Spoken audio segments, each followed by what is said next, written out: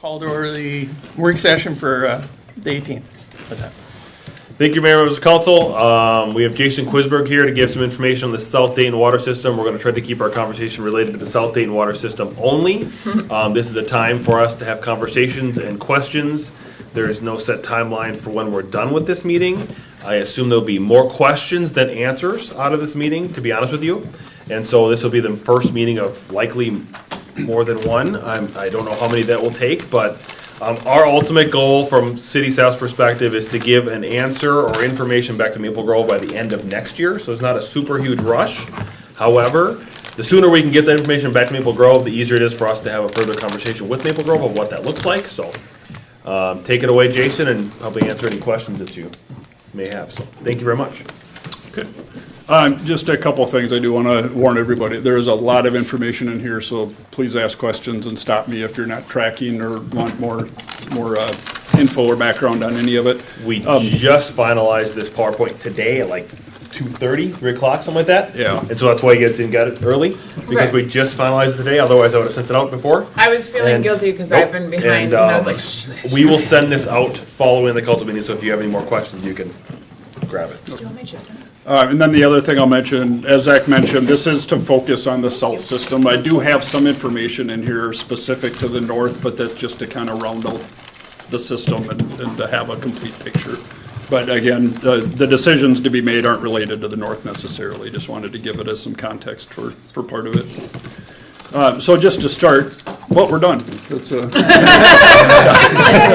All right. No, but to start, we thought it'd be good if there is any like upfront questions or anything that anybody's looking for to get out of this, or expectations or concerns or anything that we can try to address with it, or hopefully touch on the related spots within here, just to get some ideas or. So you've been working with their, what's his name, Chris? Who's Chris LeBounty, Chris yep. LeBounty, yep. Because it sounds like they're making big decisions here, End of next year. end of next year as Yep. far as distribution, and then after that, the softening system. Yeah. Yep. Okay. Yeah, so the big ones are treatment and then softening. The treatment will, I'll say with relative certainty, the treatment will happen. I don't know if they're clear about the softening, to be honest. They're definitely considering it, but I don't know the likelihood. But both monstrous price tags. So. Are you going to, or could you, maybe for Sarah and Stephanie, talk a little bit about our current agreement with Maple Yeah, Grove? I do have some information on Great. that, and can certainly expand on it, but I have some information specific to that. That plays a pretty important piece of the decision, so, and even more so the termination of that agreement or the expiration, so. What are the questions you have? Sometimes it's nice just to get those questions all right away, so you're not thinking about them. We may address them, but I just want to make sure they're out of your head, so we got them done on paper first. So that way you got space to be able to grab information as we go along here, so. And certainly you can stop me at any point. I actually have some slides that look just like this, just for opportunities to think and see if there's anything more, but. I guess something just dawned on me. Whether we stick with their system or our system, in either case, are we going to need a tower out there? Yes. Okay. Yep. Yeah, there's the storage is one that, and to be honest, we're actually making assumptions, but there's very little change in the storage. We might build a little bit less if we're on their system, because we can probably utilize some of theirs, but they're also not planning on supplying all of our storage by any means. And to be honest, I don't know if they're planning on any of it for long term. So that's another item that hasn't. And I do have a spot in there where I'll point out where that adjustment or where that will come into play if that's the case. So. All right. Yeah. Again, stop me at any time, even if it's something with 5 slides back or haven't been discussed yet. If it comes to mind, certainly feel free to interrupt. So just an outline of what I'm hoping to go through here is just give some background on the system, the existing system, how it is today, the planned ultimate system, what the city will need upon full build out, the costs associated with that, which there's some big numbers in there, And then kind of the meat of it is how the south system is supplied, if that's to be supplied by Maple Grove for the short term, for the long term, partial, what that might look like, and then just some other considerations on what a continued agreement with Maple Grove may or might not cause as far as risks or concerns, and then just like the status of our account and other things. So just other things to consider in the overall decision. And then the discussion, again, to just see if it's clear what direction we should be moving in, or if nothing else, what more information we need to be able to make an informed decision. So the introduction, again, just to kind of go through the background of what we have out there. I think council's probably at least somewhat familiar with what's out there, but just to go through it. The water supply here in North Dayton, which is 2 systems, but northeast as well as the historic village area in the northwest, 100% Dayton wells, Dayton supply, Dayton storage, whatever treatment we do provide is all Dayton. So there are interconnects with other cities at certain points, but those are all closed and utilized for emergency situations only. So I guess that being said, that's not the north. Some of the west edge though is Rogers. Yeah, that's what I was just thinking of. That's Rogers. That's actually part of the south system. And to be honest, long term, we expect that to go with whatever else goes. So there will probably be a change through there. That's exactly what I was going to point out, though. But and then again for South Dayton, again separate from that part of Graco that is serviced by Rogers, that's all by Maple Grove. So we're utilizing their storage and their towers.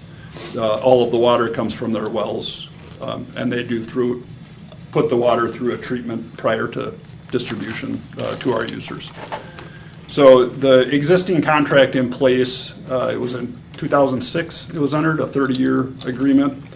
It's to supply up to 5 million gallons per day. That is a peak demand, and I just point that out, that 5 million gallons a day is the most that we can use. And what that equates to generally is about 2.8 million gallons of average daily use. So, and just to kind of clarify, when I'm speaking tonight, I'm going to nearly always refer to the peak demand, just because it's easier and it's consistent, and that's what we have to design to anyway. So we always have to be prepared for the worst case. So there is one instance where I'm going to refer back to an average day, but I'll point that out. So generally speaking, it's the peak demand, and the contract is for 5 million gallons a day. And just for reference, today we're drawing, again, to make it confusing, the average is about 0.5 or 0.6 million gallons a day, so translates to a peak demand of about 1 million gallons. So we're at about 20% of the allowed capacity coming from Maple Grove today. Ultimate needs, we expect to be between 10 and 12. It'll depend on how the city builds out and, to be honest, who the users are, especially in the non-residential areas, because they can fluctuate greatly. There's no reference to the storage, and this kind of alludes to the question the mayor asked. There's no reference to it in the agreement, so nowhere does it say, at least not that I've identified, that Maple Grove will supply adequate storage to a certain amount. So to be honest, we don't really know how much we can rely on. For the purposes of this study and what we've been looking at for costs, we're assuming that 1 million gallons worth of storage will be available from them. And that's mainly because that's what we're using today, and we just figure that they'll at least supply that in the future. I don't know beyond that. I wish I had better information, but it's a pretty conservative estimate, I hope. Worst case is we build 1 million gallons of extra storage as we build out. And again, I'll point out where that becomes a potential in the cost of things. The payment terms, I think we're aware of this as well, is Maple Grove builds the infrastructure necessary to supply water to the city of Dayton as I'll say a reimbursement or a Dayton participation. Each time a connection is made to the city system that is supplied with Maple Grove WAC charges are paid by the applicant to the city of Maple Grove. It comes through Dayton, but it's essentially just getting passed on to it. So that's the mechanism from which Dayton is responsible to fund that infrastructure. And then the water itself, when that's delivered to the users, that is just charged at their rate. Same rate that residents pay in Maple Grove, is my understanding, is charged to our residents. Do residents also pay Dayton WAC charges, or is it just the one? They pay both. They pay both? Yeah, they That's what I do. was thinking. Yeah, there's kind of some back story there. There used to be some adjustments, but to be honest, we still have to build our own system, so we have to collect money too, so it's just part of it. And the reason we do it this way, to be honest, is just the transparency. Because we get questioned a lot. If I'm paying one, why the other? And my answer is always because that's the amount we need to support our needs for our system. So whether that's a Maple Grove WAC plus a Dayton WAC, or we just inflate ours to cover both, it's going to be the same dollar amount. So hopefully that makes sense to people. They still don't like the idea of paying two of them, but it's either pay two or pay one bigger one, I guess. So, yeah, and then just to point out again, that it's a 30-year agreement, expires 2036.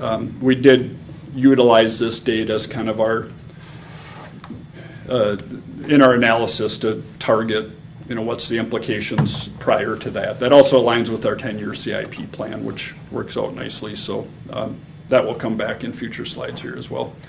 And then just to note that currently, and this I think is good news, I find it good news, is we have no debt obligation to Maple Grove. In other words, we have paid in full for all of the infrastructure improvements that have been necessary to supply water up to, is my understanding, the 5 million gallons per day. Again, aside from the storage, so the towers being separate. I should backtrack a little bit on that. That's for supplying the water, but there may actually be additional charges for wells if Maple Grove finds it necessary that the wells are built for Dayton. So I misspoke there. I apologize. We don't But- currently owe them money. We don't owe them money, so we are debt-free as of now. We may have more charges coming. We will Today. have charges coming, but as of today, yes, we are in the black, so. Have they at all indicated if they would be willing to extend The contract? agreement. They haven't said directly, and they haven't. I haven't heard a clear preference, to be honest. But I would say absolutely willing. In fact, we did talk to them, and this will come forward about even some new scenarios of altering how much water they supply, and Yep. that'll become evident. So they have seemed very open to the idea of extending. My guess is the terms very well could be different. Sure. Because of the costs, and the 30 years have elapsed, probably some staff and council changes as well, where they might want to redraft the I agreement. just But gotta believe that, if they're looking at the numbers, more volume is. Yeah. oh yeah, if you have the system, I mean, the economy of scale, it's just the additional revenue for them. So, and they have the physical space, that's an important piece, because we talked to them about it, and they actually have excess physical land Well, available and to then they make the may also make accommodations. other decisions. I mean, if we decide somehow to extend that, they may decide, to put a 1 million gallon tank on the border or something. Sure. Along those lines. So- Yep. Yeah, so that's exactly why we want to have this conversation now, so you guys have time to give that, so that by the end of 26, they can make an educated decision on their end and our end. Yeah. So both communities are making educated decisions, whether that's extending it, not extending it, whatever, because they need to know well in advance as well to plan for it. So, great questions. And then I just included this just to have some general, sometimes I kind of gloss over and I speed through these things, so I just want to make sure that there's an understanding of that. For one, all costs that we estimated in here are in 2025 dollars. We did not try to inflate for future years, because it's always a guess when things will be needed. Having everything in current dollars just makes it a lot easier to compare. So just wanted to point that out, that nothing is adjusted for inflation in here. So we're looking at numbers as if everything gets built overnight. So, and then just want to point out, we used, I'll say, very round numbers. So they're high level estimates, and we did round off numbers just to make the math easier, and we may have adjusted something slightly just to make the proportions a little bit easier to follow. But I want to point out that they're still representative. It's not like we're grossly underestimating or overestimating anything to just make the numbers look pretty. Pretty is a terrible word because it's not going to look pretty. But they're high, but they're high level, but they're representative. And then, as I mentioned, the contract expires in 2036.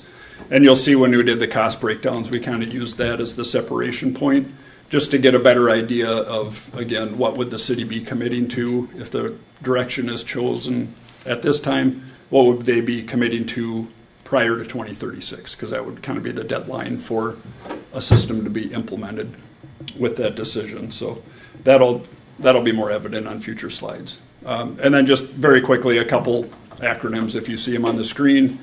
KGAL is kilogallons, that's 1,000 gallons. That's it, it's that simple. Just that we use that in a lot of rates. And then the MGAL, just millions of gallons, just to shorten the number.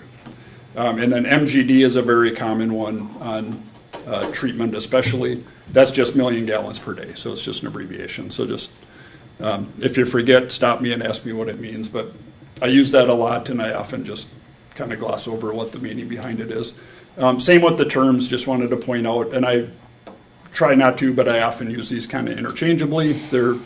They kind of allude to the same thing. They're slightly different measures, but anytime we're talking about supply, that means the wells. Draws the water out of the ground and puts it in the system.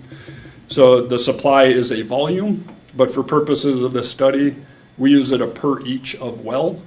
So really the only difference is we just assume we're going to get pretty good wells because we have consistently got pretty good wells. So we're just going to assume they're moderate capacity. So we're just going to talk number of wells instead of the millions of gallons they can produce, just to simplify it. Storage, kind of the same thing. They can come in all different sizes. So the storage needs is in the number of gallons we need to hold, but the number of towers can vary. So, 4 million gallons could be 2 towers, could be 4 smaller towers, could be varying sizes of towers, but both measuring the same thing. One is just in volumes, one is per each. And then when we refer to treatment, this one should be straightforward, but we're using 2 different treatment methods for the north and south systems. So a treatment means a treatment plant, and we have 2 types. So in the north, we're building satellites, which those are small individual plants that get built every other well. Or in the south, we're planning to have a centralized one, which is one large facility where all of the wells pump to it, and then the water goes through and goes out. So the satellite ones we're measuring per each, and the centralized we're measuring in million gallons per day, so per size. And the reason for that is because it's not all built at once. It's too expensive. So we build part of it, and then we keep expanding. So hopefully these make sense as I go through them. And they accomplish the same thing. They do, yeah. I mean, at the end of the day, they're removing the same things. They use different mechanisms. Our centralized will be a different basis, but they're all to accomplish the same goals. And softening would be a whole another piece. Yes, and softening is quite expensive. Yeah. Can I ask why the south is going to be centralized and the north is satellite? Sure. Centralized is generally, I'll just say, cheaper lifespan, or life cycle cost is much less. It's simpler. I'll say it's maybe a little more reliable. In the north, we don't have a lot of wells. We didn't, when this was initiated, have a lot of demand. We needed fast results because of the feedback we were getting. So we had to implement, it was chosen to implement treatment as fast as possible. And it was a whole lot quicker to get a small chunk of land next to one of the wells than it was to find large acreage that would have been centralized and then get all of our wells there. So it was more so an urgency matter, I would say. So, but planning out in front of it in the south, and to be honest, the location of this where it would be centralized, the well field, is right along 117th, right where we are anyway. So it works out a lot more convenient to plan ahead and be able to coordinate the larger facility. If there's any more on that, I'll move into the background. Just showing what the existing system. And again, here's where I just included the north, just so we have a complete picture of what exists in the city today. I won't spend much time on this. You can see the pipes. The only reason the pipes are different color, that's just size. Red is not bad. I think that needs to be edited. These are draft form from your new updated report here. So there's not a problem with those. They're just smaller diameter is all. So the Northwest currently has 2 wells. Again, the 1,000-gallon storage tank with the pressure, and there's no treatment at this time. Trying to get state bonding money for treatment right now, as well as a tower for additional storage. But that's what services it today. And then the Northeast will soon have 3 wells. It has the 500,000-gallon tank, and then it will have 1 satellite plant. The 3rd well and the satellite plant are expected to be on, I think, early next year. I want to say February, maybe. January, February. Okay, so early next year, those should be up and running. And then just to note, currently these systems are a little over 2 miles apart, but they will, as development continues, those will converge and connect at some point. So it'll become a single system. I guess on that note, north and south will be connected ultimately, but they're at different pressure zones, so they interact a little different. So we kind of treat them as 2 different systems, despite there being physical connections. But we won't dwell on that because we're concentrating on the south today. So, and then existing on the south, as stated, everything is supplied by Maple Grove at this point. So no wells, no storage, no treatment, all provided by Maple Grove currently.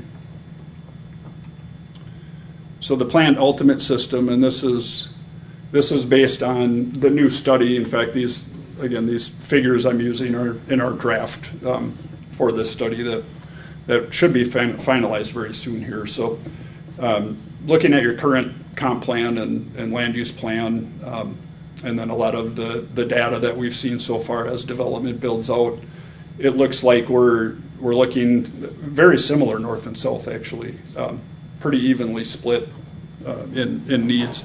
So 9 to 10 wells in each of them, 3 million gallons of storage in the north, which we believe just because of the timing and locations, how it's building, that'll end up being 4 towers.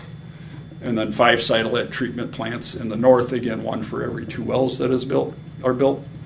And then the south, same number of wells, 4 million gallons of storage, but most likely can be accomplished in 2 towers. And then a 12 million gallon centralized treatment plant. And that could end up being smaller, bigger, I suppose, too. Again, that's partially built and then expanded over time. If it's trending towards less use, you just do less expansions, but we're planning on about 12 million gallons to be hopefully conservative. And then the costs, and not to steal the Rick Shermer line, but if you have any glycerin, now would be the time before you see all these zeros. So just doing the ultimate build out on these. Again, the north, we have some system out there, but we would still need to add 5 wells. Some storage, and then 4 treatment plants as well. So the cost for all of that, again, if it were built now or overnight, is estimated to be $60 million. So we did split this just, again, so we kind of know the obligation of what we'd be looking at on this CIP and during the time span of our current agreement with Maple Grove. It'd be about $28 million now, and post agreement or beyond that would be about 32 million. And then if there's interest, I just added the number of wells or towers or the amount of the plants that would be in those times, just to see where those numbers are kind of based on. But again, the south is. Looks like most of the escalation is in the wells. 2 million to 8 million. We used for $2 4 of million them. per well. So there's a number next to the giant number, there's a small number next to it.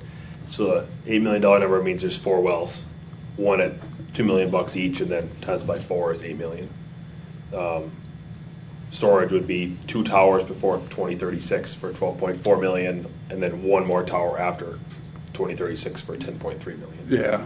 Okay, Does so that make this sense? is, maybe I'm not quite tracking on this, so it's 28 million before 2036? Yes. And And 31.8 Yes, after? Yes. So Okay. it- And that's where you're getting your 60 Total million? 60. yes, the Okay, pre now and I'm post, with you. it's literally just split at 2036 or some close, very close time frame.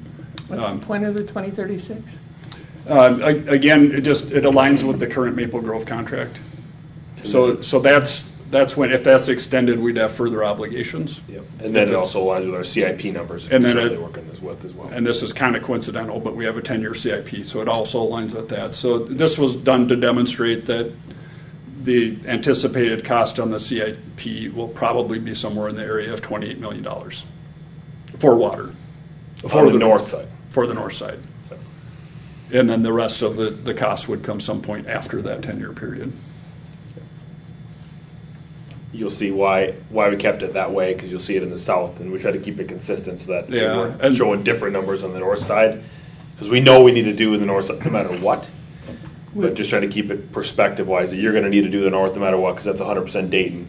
We also are gonna have to figure out what we do wanna do with the south, and just keep it consistent. We wanted to keep the same, what do you wanna call it, table for both of them? But Isn't most of that land staged it's for 20, 2040 or yeah. So I'm 2050? confused. Yep. I'm so confused. So, Why yeah, would- so one additional well in the north. Yeah. And most of that's because we've been, I'll say a little less conservative maybe to have, we always want at least one well, our highest capacity well, to be able to be turned off at any time. Yep. Or that volume at least throughout. And we've been running pretty lean on wells because we haven't wanted to spend money. So we've kind of been building them as needed, and we don't have a tremendous amount of redundancy. So we do think, and that's the expectation, is a lot of this doesn't get built out for some length of time. So that's why we have one well So that's why there's- pre-2036 and the other four are coming Right. after. Yes. I thought the well 5 was that redundancy.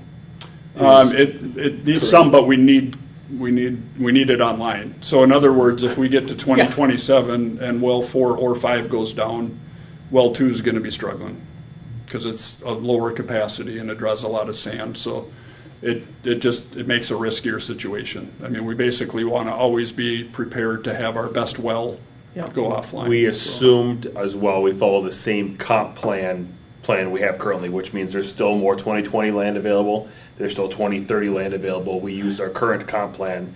Despite the direction that I've heard from this council, we don't have another comp plan to utilize to say, Okay. this is what we're doing. So we utilize the current comp plan to say, here's when things are gonna be built If out. we built out what's in the You contract. got it, exactly. So we utilize what's in the comp plan today to figure that out. That's how we utilize to get this number. Yeah, Now, if that changes with the next comp plan, Well, these numbers might we change. just need to keep in mind, if we don't change it, this is what we're gonna get. Yep, yep. And that's why I said, that's why we did it, is because the Yeah, council's aware of what we okay. have today. On that note, we are always adjusting, and that's why we don't try to inflate costs or anything on timeline, because we're going to be wrong. I mean, if we think we need it in 6 years, it's probably going to be 4 or 8 or something different, because it's always on a demand basis. So for a lot of it, so yeah, as I mentioned, I mean, as the comp plan changes or the actual growth changes, for that matter, more importantly, that will adjust, and some of that from the 2036 might slide to the post. So. And this is a silly question, but you're doing 2 treatment plans pre and post, but it's cheaper post? Oh, side, that'd be probably how many gallons they're treating Okay. a day. Okay. So I'm assuming that's a smaller plant, is my guess, on post 2036? What was that? One of them, well, that should have actually been in the other column. One of them was cheaper, the one for the village, but that should have been pre. Those numbers probably should have been Or maybe removed. those two Flip-flopped? flip-flopped, yep. Okay. Again, these are all in 2025 numbers, whether they're post 2036 Yeah. or today, they're Which still. is why I was like, how did, It seems a little odd, and I get that. but that would make sense if we need a smaller one and then just got flipped. Yes. Okay. And then the towers are confusing because they're all different sizes. So Okay. that's why those don't Planning a look consistent. recession and some deflation. I mean, hopefully, like, we can. Can we plan that? Yeah, you know something we don't? Yeah. So then in the south, have nothing today, so it's all 10 wells. And then the storage, and there's benefit because it's more storage but less towers and less money. So we're anticipating we can do it in 2, so one in the Wick Industrial Park and then one just hopefully north and west of Dubay Lake because it's the highest area. So accomplish it in 2 million gallon tanks. And then the treatment again would be a centralized with the, potentially the first phase would be the first 4 million gallons capacity, and then it would be added as needed to go to 8 and then ultimately 12. Could be in 3 projects, could it be in 2? Those could be adjusted, but that might be a realistic path forward, I guess, as far as the size of it. So, yeah, huge numbers. And we haven't considered Maple Grove yet, so that adds to these, depending on which method we move forward with. So is this is all new capacity, would be all new wells down there, right? Because Yes. we don't own anything today. We don't. Is this the 100% Dayton aspect? This is, if there was no water down there today, this would be what it costs. The 100% Dayton option is actually slightly more because and next slides will show this. So this is if we were to just build everything today and ignore Maple Grove, essentially.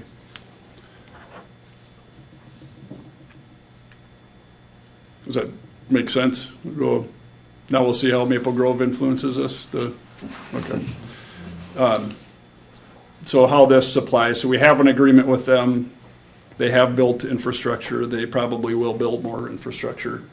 But depending on what path forward determines how much they will build and how much we will pay. So the 4 scenarios we looked at or have considered for this at least is, the 100% Dayton. In other words, if we make a commitment to say we're going to supply our own water system and essentially close the valves to Maple Grove by 2036, so before that contract expires, and we don't have to renegotiate a new contract, we don't have to open up other additional obligations, that would be one scenario. So we have our own system. The other, number 2, that's essentially what the previous agreement and plan was based on. Maple Grove will supply up to 5 MGD of water. We'll need about 10, so we'll build the other half. So it's about a 50-50 split for that, and that would be in perpetuity.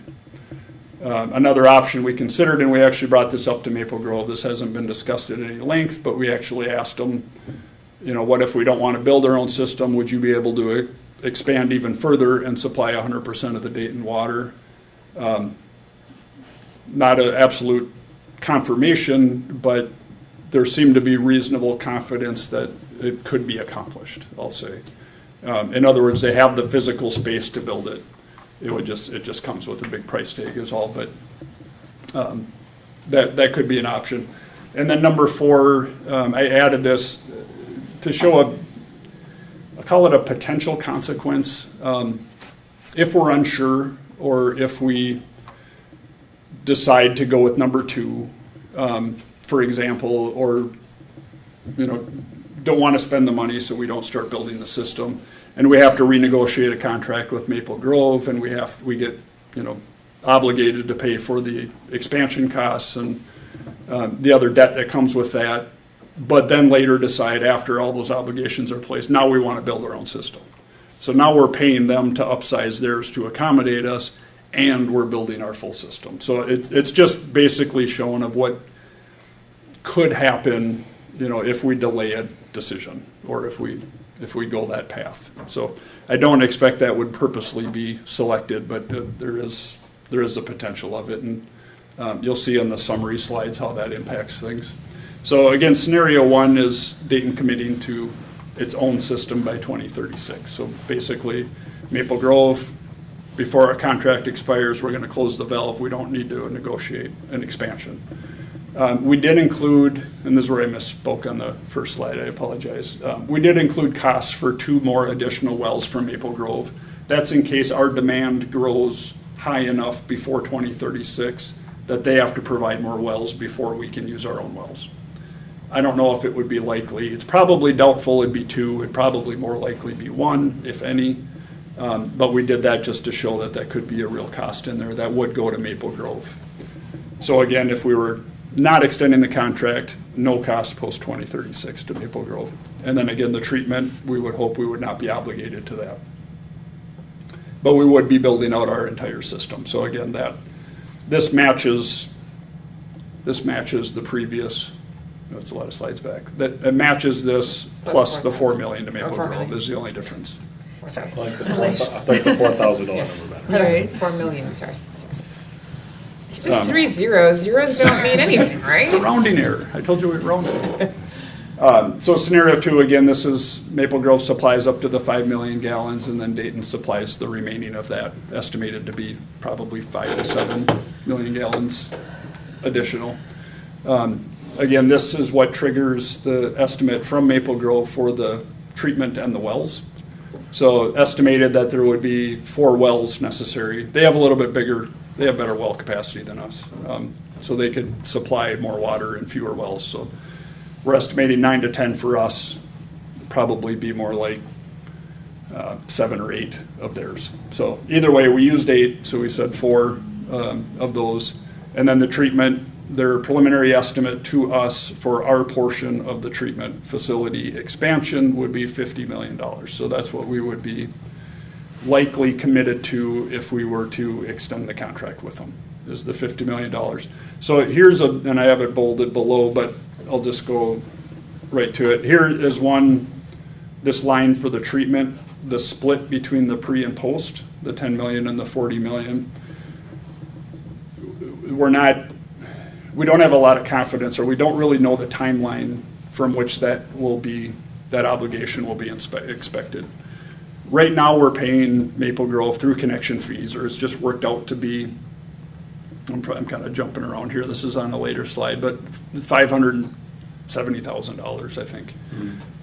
That's what we paid them last year, something like that. We're just saying, probably it's $1 million. We're just guessing higher. So we're saying, well, we'll keep paying them about $1 million a year, until our debt is satisfied. I don't know if Maple Grove's okay with that. That would mean that they're financing the project and they're just letting us repay them, as the money comes. So that's the $10 million. What I'm getting at is if they have a $50 million project, they may want more than $1 million a year from us to pay that. So there might be other obligations separate from the contract that we're obligated to. Short story is, it wouldn't surprise me much, and I can't say with any certainty, but it seems plausible that Maple Grove could say, you got to slide some of that 40 million into the pre-2036 column because you need to repay us faster. So just something to keep in mind. So it looks like we have a whole lot less cost in 2036, and maybe it works out this way. We don't know, but that's just something to keep in mind, that might be something that's out there if we have to renegotiate an extended contract. And then the last 3 lines, these are, again, to essentially build out half our system. So our compared to the 100% Dayton. So those are just cut in half. And then one other, and I put some assumptions at the bottom. Some of these are pretty minor. I've already touched on one of them, or a couple of them. The 50-50 supply, their water is very different than ours, especially if they soften, it'll be even more different. But they're different aquifer, different chemistry than ours. So the product's different. They're both fine, they're both safe, but they're going to be different. So to manage that, we'd have to do one of 2 things. We'd either have to figure out how to treat the water so close it's indistinguishable between residents, which is very hard to do and risky, or we'd probably have to figure out how to have water districts. Or in other words, we're going to feed this area with Maple Grove and this area with Dayton. That comes with a lot of challenges, both with pressure and supply systems and just volumes. We'd probably end up building more capacity because we have to manage 2 separate systems instead of 1 combined. Does that make sense? I just want to point out that there's other challenges that come with this. You're talking about if share. we essentially start building our own system, but it's mixed with theirs. Well, I think what we'd have to do,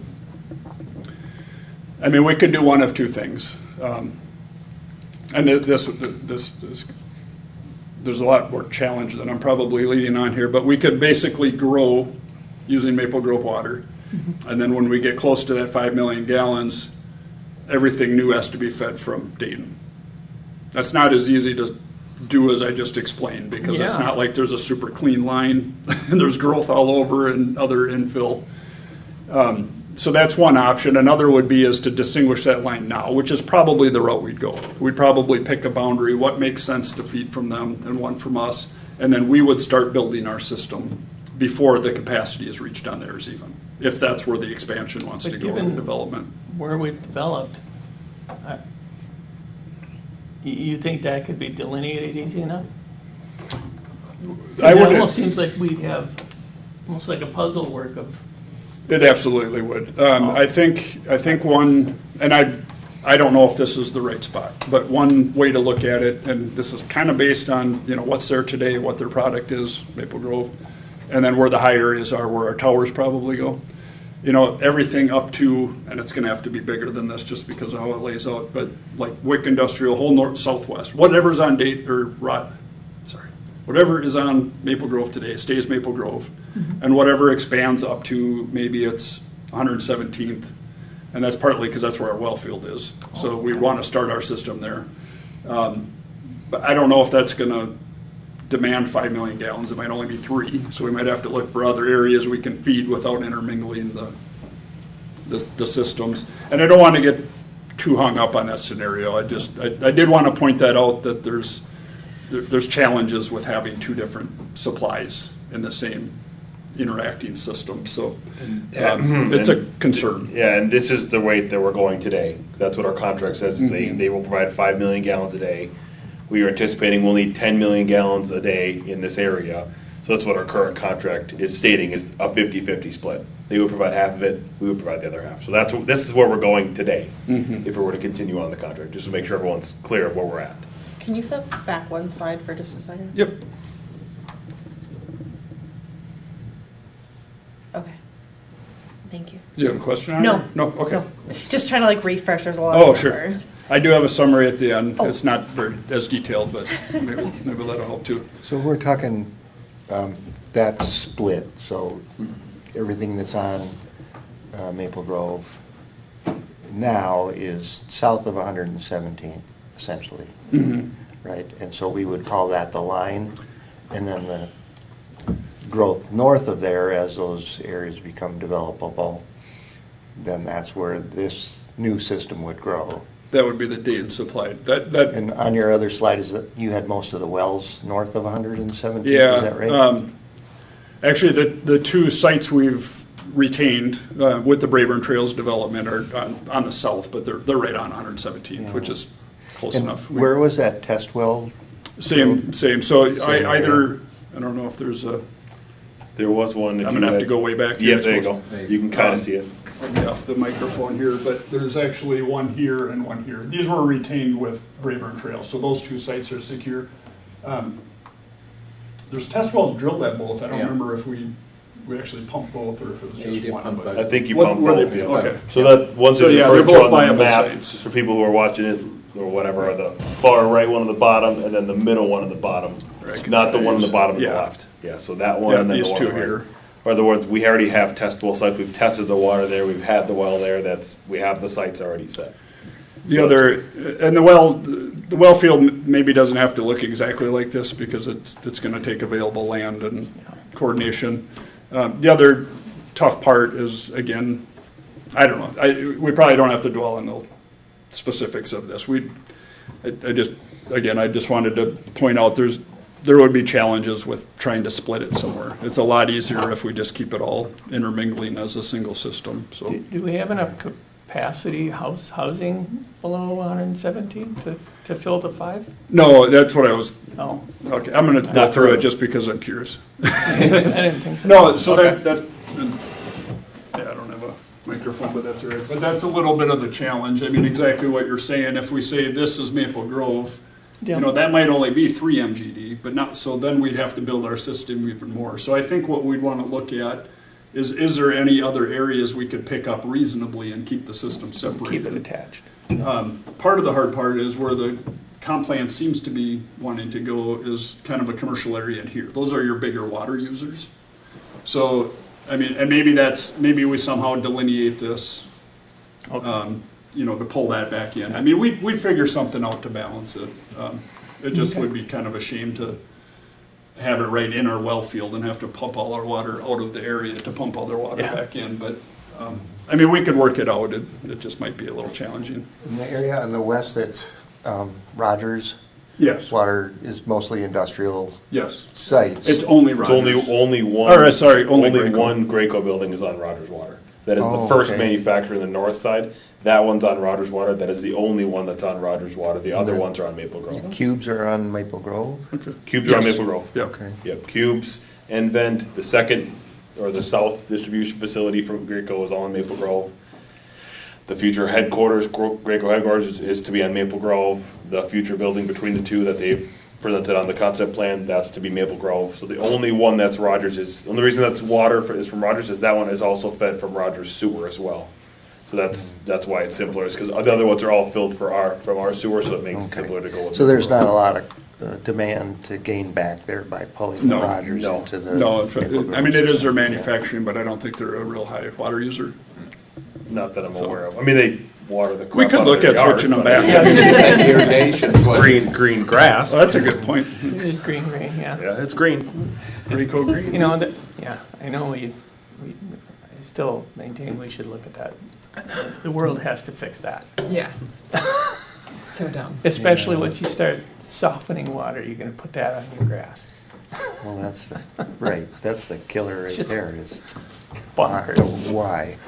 Yep. Does grass like Great it better? question. So the scenario 3, and again, this is the I'll say more recently introduced, as Dayton doesn't build a system aside from towers. Again, we still need the storage. But Maple Grove supplies 100% of the water, presumably in perpetuity. So that would just be a full build out of their system. So just for estimating purposes, we don't have a better number. We just doubled their plant size, so 50 million to 100. And then we just used the same ratio or percentage, but we just estimated the payments again, the pre-2036 and post-2036. I don't know if those numbers would hold. I would question if Maple Grove would finance $50 million for us. I would further question if they would do 100. So I expect they would probably want faster repayment. So I think those numbers would probably adjust some, but From Maple Grove's perspective, they gave us information that they currently have a 28 million gallon per day plant that could be expanded up to 50 million if needed. And so that's where we're getting the 10 million gallons per day. We could add 10 to that, so then we'd be at 38, and they would add another 12. So we would cover 50% of the cost. Rough cost of that is $200 million to the total build out, so half of that would be us.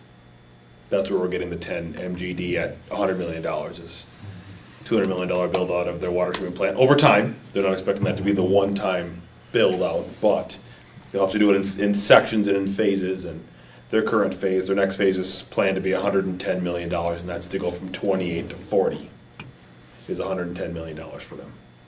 And so we would cover, if right now we're at 5 MGD, we'd have to cover half of that. That's where we're getting about the $50 million number. Can you go back to scenario 1? yep.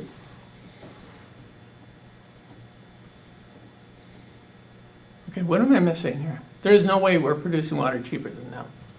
We're not treating it the same? or- Because of the treatment costs, the treatment facility I'm costs. just saying the total cost. There's no way we're producing water cheaper than Maple Grove, so what's going on? The production, their operation costs are less, their infrastructure costs are comparable. Right, They do have, I will say, they have a higher estimate on their treatment facility costs than we believe we could build for. I think they use pressure filters. So I think they use a different method instead of gravity feed with just media. So basically we're building cheap plants. They're more reliable and they're cheaper, but they're a bigger footprint. So that's why part of it, they have to go in big increments because they have these big expensive filters that have to be swapped out. So, and not to dwell on it, but there is a difference. I mean, So their what treatment you're- is more expensive than our treatment? Their infrastructure for the treatment facility is higher than ours. So if you just took that out and said ours is Yeah. 55.5 million, theirs is 100 million. Yeah, that's the That's difference. the difference between the costs. Yeah. is the- So Roughly. Yeah, they're telling us it's 50 million. I think ours was to that same level was more like 35. That was But 50 they're- million for the first one. It would be another 50 million for the If they went to 100% then, Yeah, yeah. 100% Maple Grove. Well, right, so yeah, we're at, yeah. so it boils down to, we would pay 55 treated. For our treatment. treatment, but if we paid for what they're gonna treat our water for, we would pay At 100. 100%, yeah, because the total build out of their plant is $200 million. And then we probably save a well or two, Yep, because they can probably produce, well, they They can probably produce. can, yep. Yeah, shallower, easier wells, but. Well. Okay. I think the biggest thing for us, at least from staff's perspective, was the cost for the treatment. Yeah. That's allocated to the city of Dayton, whether we stay at 50/50 or 100% is just such a large number that that's what they're allocating. Like, they're saying, okay, we need a 12 million gallon per day expansion in order to suffice you guys for your 5 million gallons per day that you guys are requesting. You're in charge of 5/12 of the cost. And if the full 12ths is $110 million, we're 5/12 of that. We just rounded to 50 million because it'll be 50 million. And I just used roughly half. Half is 55. I'm guessing we're somewhere between 47.5 and $50 million. But that's the large amount of dollars that we're talking about here, and that's what made us so keen in making sure we're giving the information to council, because that's a big number to say. That's only at 50/50, not at 100 for 10 million gallons a day. And does these numbers, have you got the lime softening included in these, or No. is that No. extra? The lime softening for Maple That's why it's Grove coming. is Okay. $40 million. Yeah, yeah. Well, that's cheap compared to what they would hit us That's for. our portion, or That's- that's the total? Well, we'll That's we'll our- let you step I don't know if ahead. that's, We'll let that's Jason get the there. full, I think, that's from what I understood, is $40 million. So It would some, be in the slides. some here still, I don't I understand. don't think it's. Our inside. treatment is cheaper than theirs. I don't have By the- $50 million. I have the Correct. impact But of that makes no softening. logical sense, because if they see that we're about to walk away from 100 million of their cost, pretty sure they'd look at it and say, whoops. What, But if they they're would, different but they types of wouldn't, yeah, systems. well, they also wouldn't need to. They're bringing on expand. liability too, though, so they Yeah. might be looking at this different. I don't know, but they're probably more indifferent than we think, Yeah. is my guess. I Just mean, they have their own money tree. They don't really give a shit about us. being a public water supplier does bring on some liability. Oh, yeah. So, especially when you have other I mean, what communities. capacity are we adding to theirs? Are we 30% of what their system's gonna be on that side? No, no, we're not even close. Right now, they're producing. What did you say, they're at 26? So Not they're at 26. their highest peak right now is 27 million gallons a day, averaging 20 million gallons a day. 20 million. 20 million gallons a day is their average, and we are at about what, 2? But that area, Probably about one. how much, Point something. how much build out do they have in that area? I would think. I think they have one centralized treatment plant that I'm aware of. I think it's for the whole city. I think it's for the whole That's right. city. They have Yeah. one treatment plant for the whole So city. they're not, they don't have that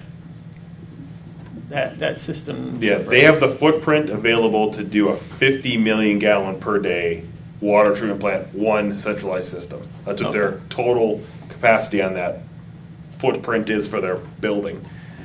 But every time they do it, they have to switch out the entire filter and put a new filter in. And if you remember what the cost is of our filters, I think we're 2.7 million on our small satellite treatment plant. If you're talking, and that only does how many million gallons a day? Do you know?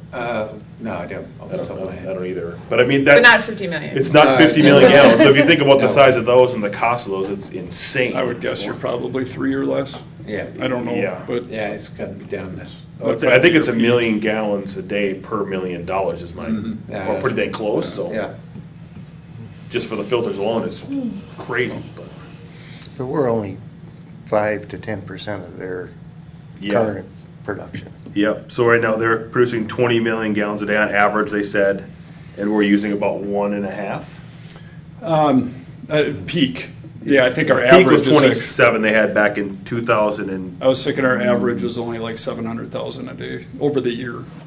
So that includes winter months. that was 2021, they said their Basically peak was. 5%. Yeah, And we might go up to. 5% we'll go up a of their little current bit. capacity, Yeah. but they're gonna charge us for almost 50% of their expansion. Yeah. Because they need to build in, right now, so it's just part of the conversation I had with them is, how does that work when we're only 5%, but they want to charge us 50% for the rest of the expansion?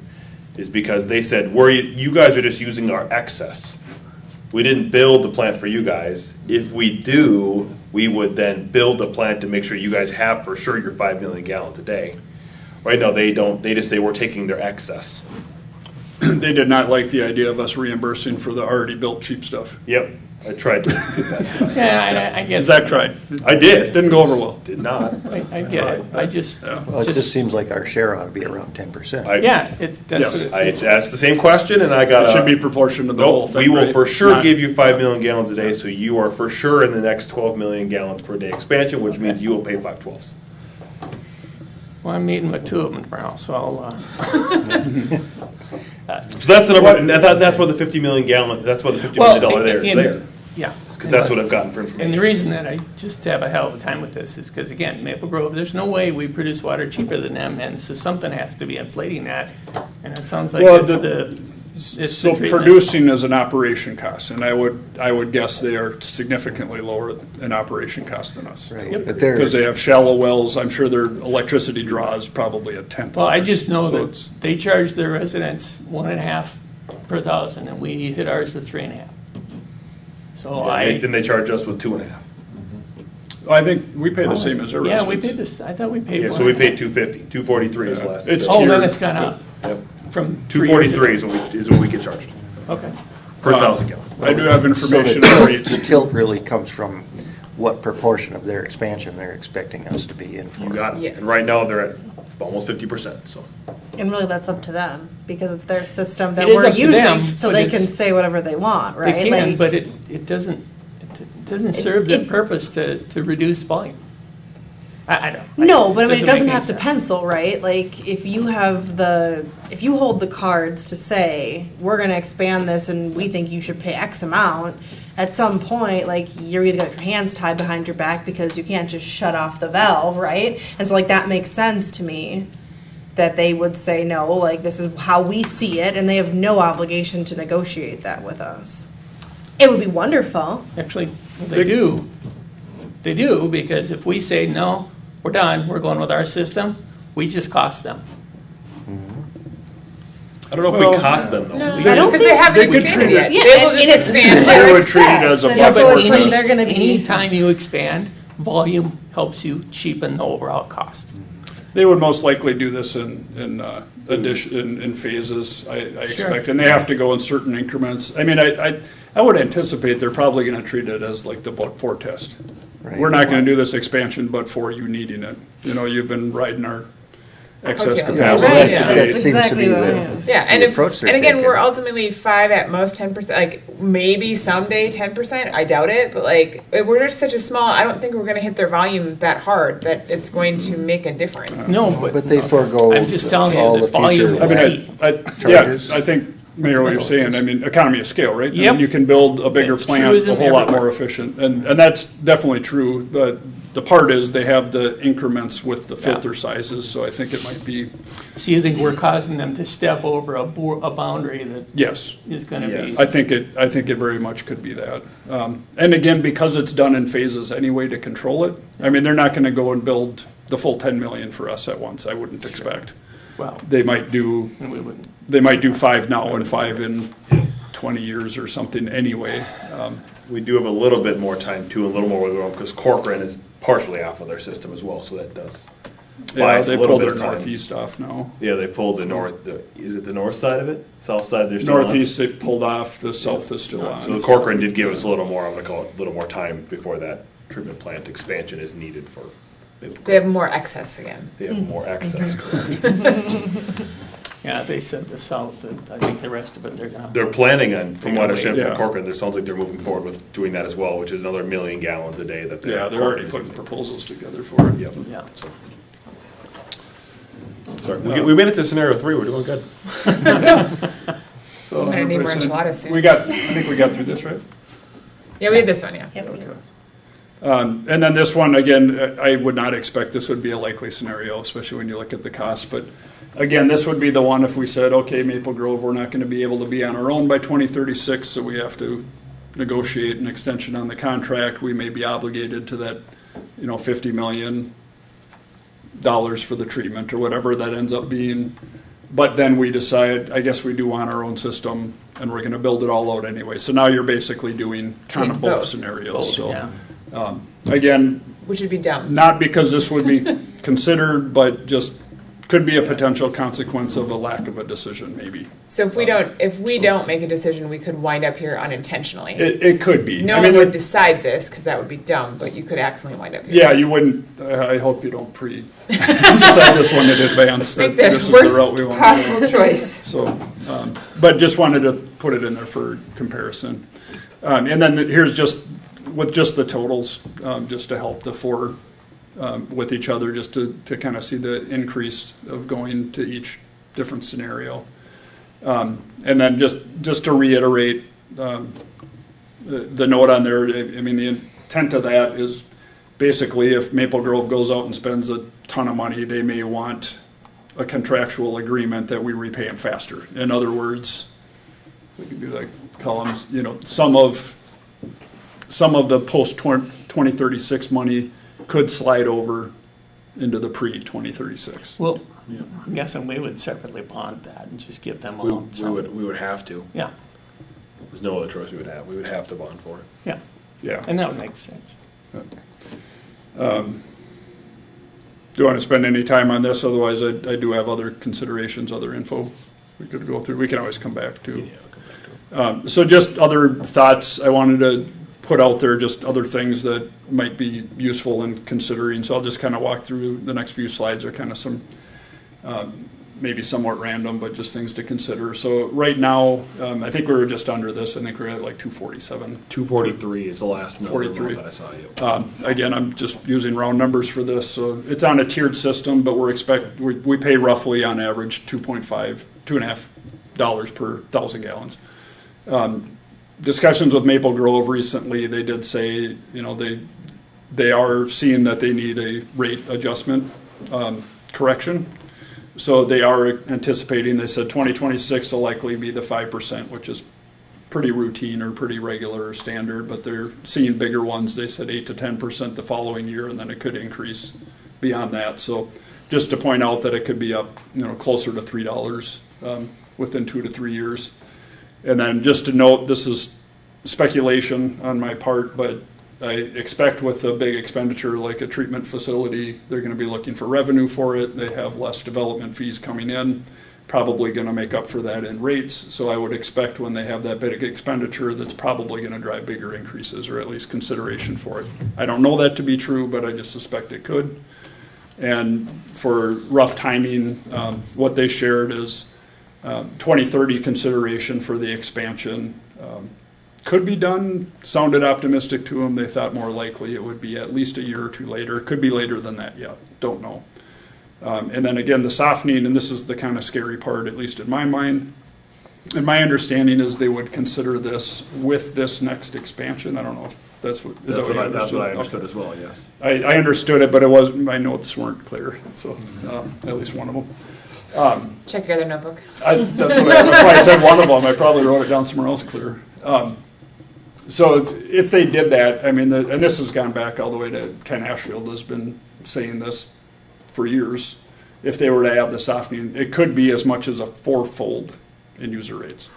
So 4 times the current rate. So even at today's rates, that pushes it to $10.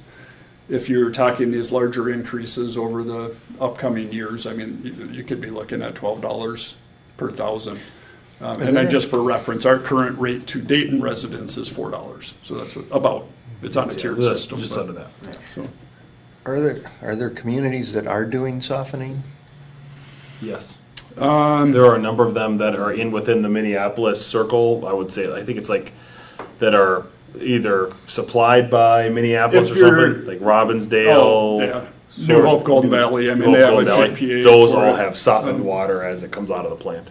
So, Minneapolis plant, yeah. so drawing, just on that, drawing from the river requires it. Yeah. You have to soften. if you That's have what they the do river. currently. So, yeah, if it is a river supplied area, they So would be then softened. St. Paul as well. Yes. Parts of St. Paul, yeah, I don't think all of it is. So they I do think it's a treat the mix. water, then they also soften the water as well. Like I said, I think that goes like as far out as New Hope and Crystal and Robbinsdale. Yeah, those three That are area. on it, yeah. I think for sure, but I don't know. any other Robbinsdale, New communities. Hope, and Golden Valley are all on a joint system, so they all open between. I don't know if it's still true, but Bloomington used to get their water from Minneapolis. Oh, did they? Then, I yeah, then they didn't would know have I the don't know same. if they ever disconnected or not. Okay, That's I the way it don't was. know. on that either, but I don't know. That would, I don't, I should know more of this. I don't think it's that common for groundwater to soften. Any other ones? Why do you have as a to city. soften river water? I don't know. 'Cause that seems kinda I backwards. should, but when we were looking at this with Met Council and I was meeting with Ramsey and we were looking at the joint project on it, it just came out, working with the Department of Health, that it was a necessary component. To be honest, I didn't dig in as much as I should have. No. And I thought it was more of an ecological thing because they couldn't get the salts out of the softeners, so they would want a lime softening or a different type of softening, so they don't have to deal with that because they can't take it out when they process wastewater. So it's an environmental thing. and that's what Maple Grove was looking at doing, is a lime softening, not a salt softening. Yeah, which is a great thing for other reasons. Met Council will love it. They should subsidize it because there's trouble with plants that they pull all these salts out from the softeners and it causes real issues down the stream. But Rogers fought with it. That's why they were so happy to get rid of their plant, is because they were having chloride issues with it. So Met Council took it over and their headache went away. So that was good. But I have a question. yep. So currently, we're charging the same rate, right, to people that are on Maple Grove Water and Dayton Water. And my understanding is that difference is what partly what that money we're paying. Nope. So we So don't. can you, The 576,000. yeah, we were paying to pay off our debt. Yeah. Can you So explain that a That little will be. further? You wanna I think there'll be more info on another slide on that. Can we wait come till back to but that? I get your question, so I will address your question in a second. I think we'll have more information directly related to that. Is it on the next slide? It might be. Nope. That's It's on the one after this. okay. So go Okay, back to so the hold previous it. slide. I'll answer your question I got it. Or first. do you want to do? Yeah, there we go, right there. So Okay. right now, currently, we pay Maple. The 576 comes from new connection fees.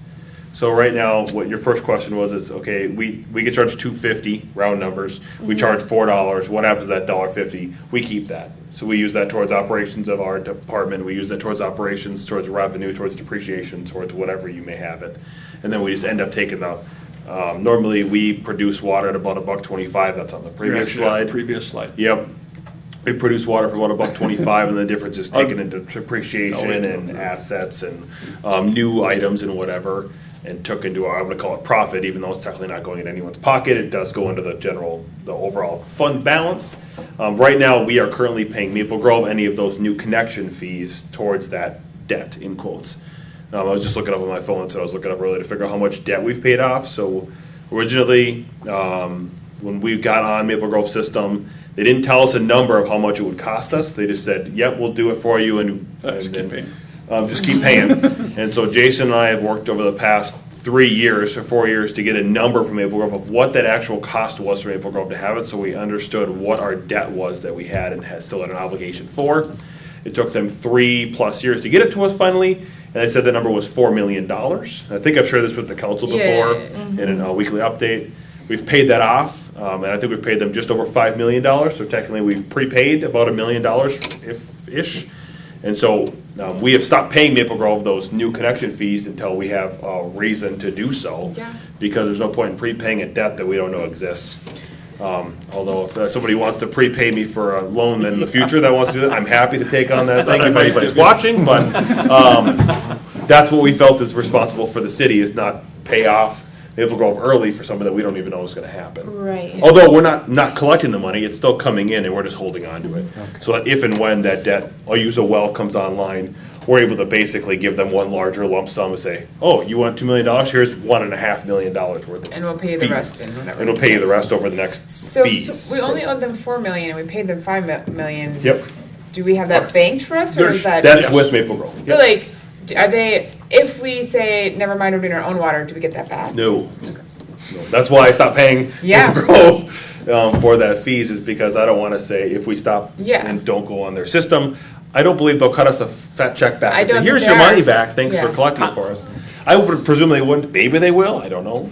I'm I just shouldn't wondering speak for them, because they what could. people were thinking when they were okay with that in the first place.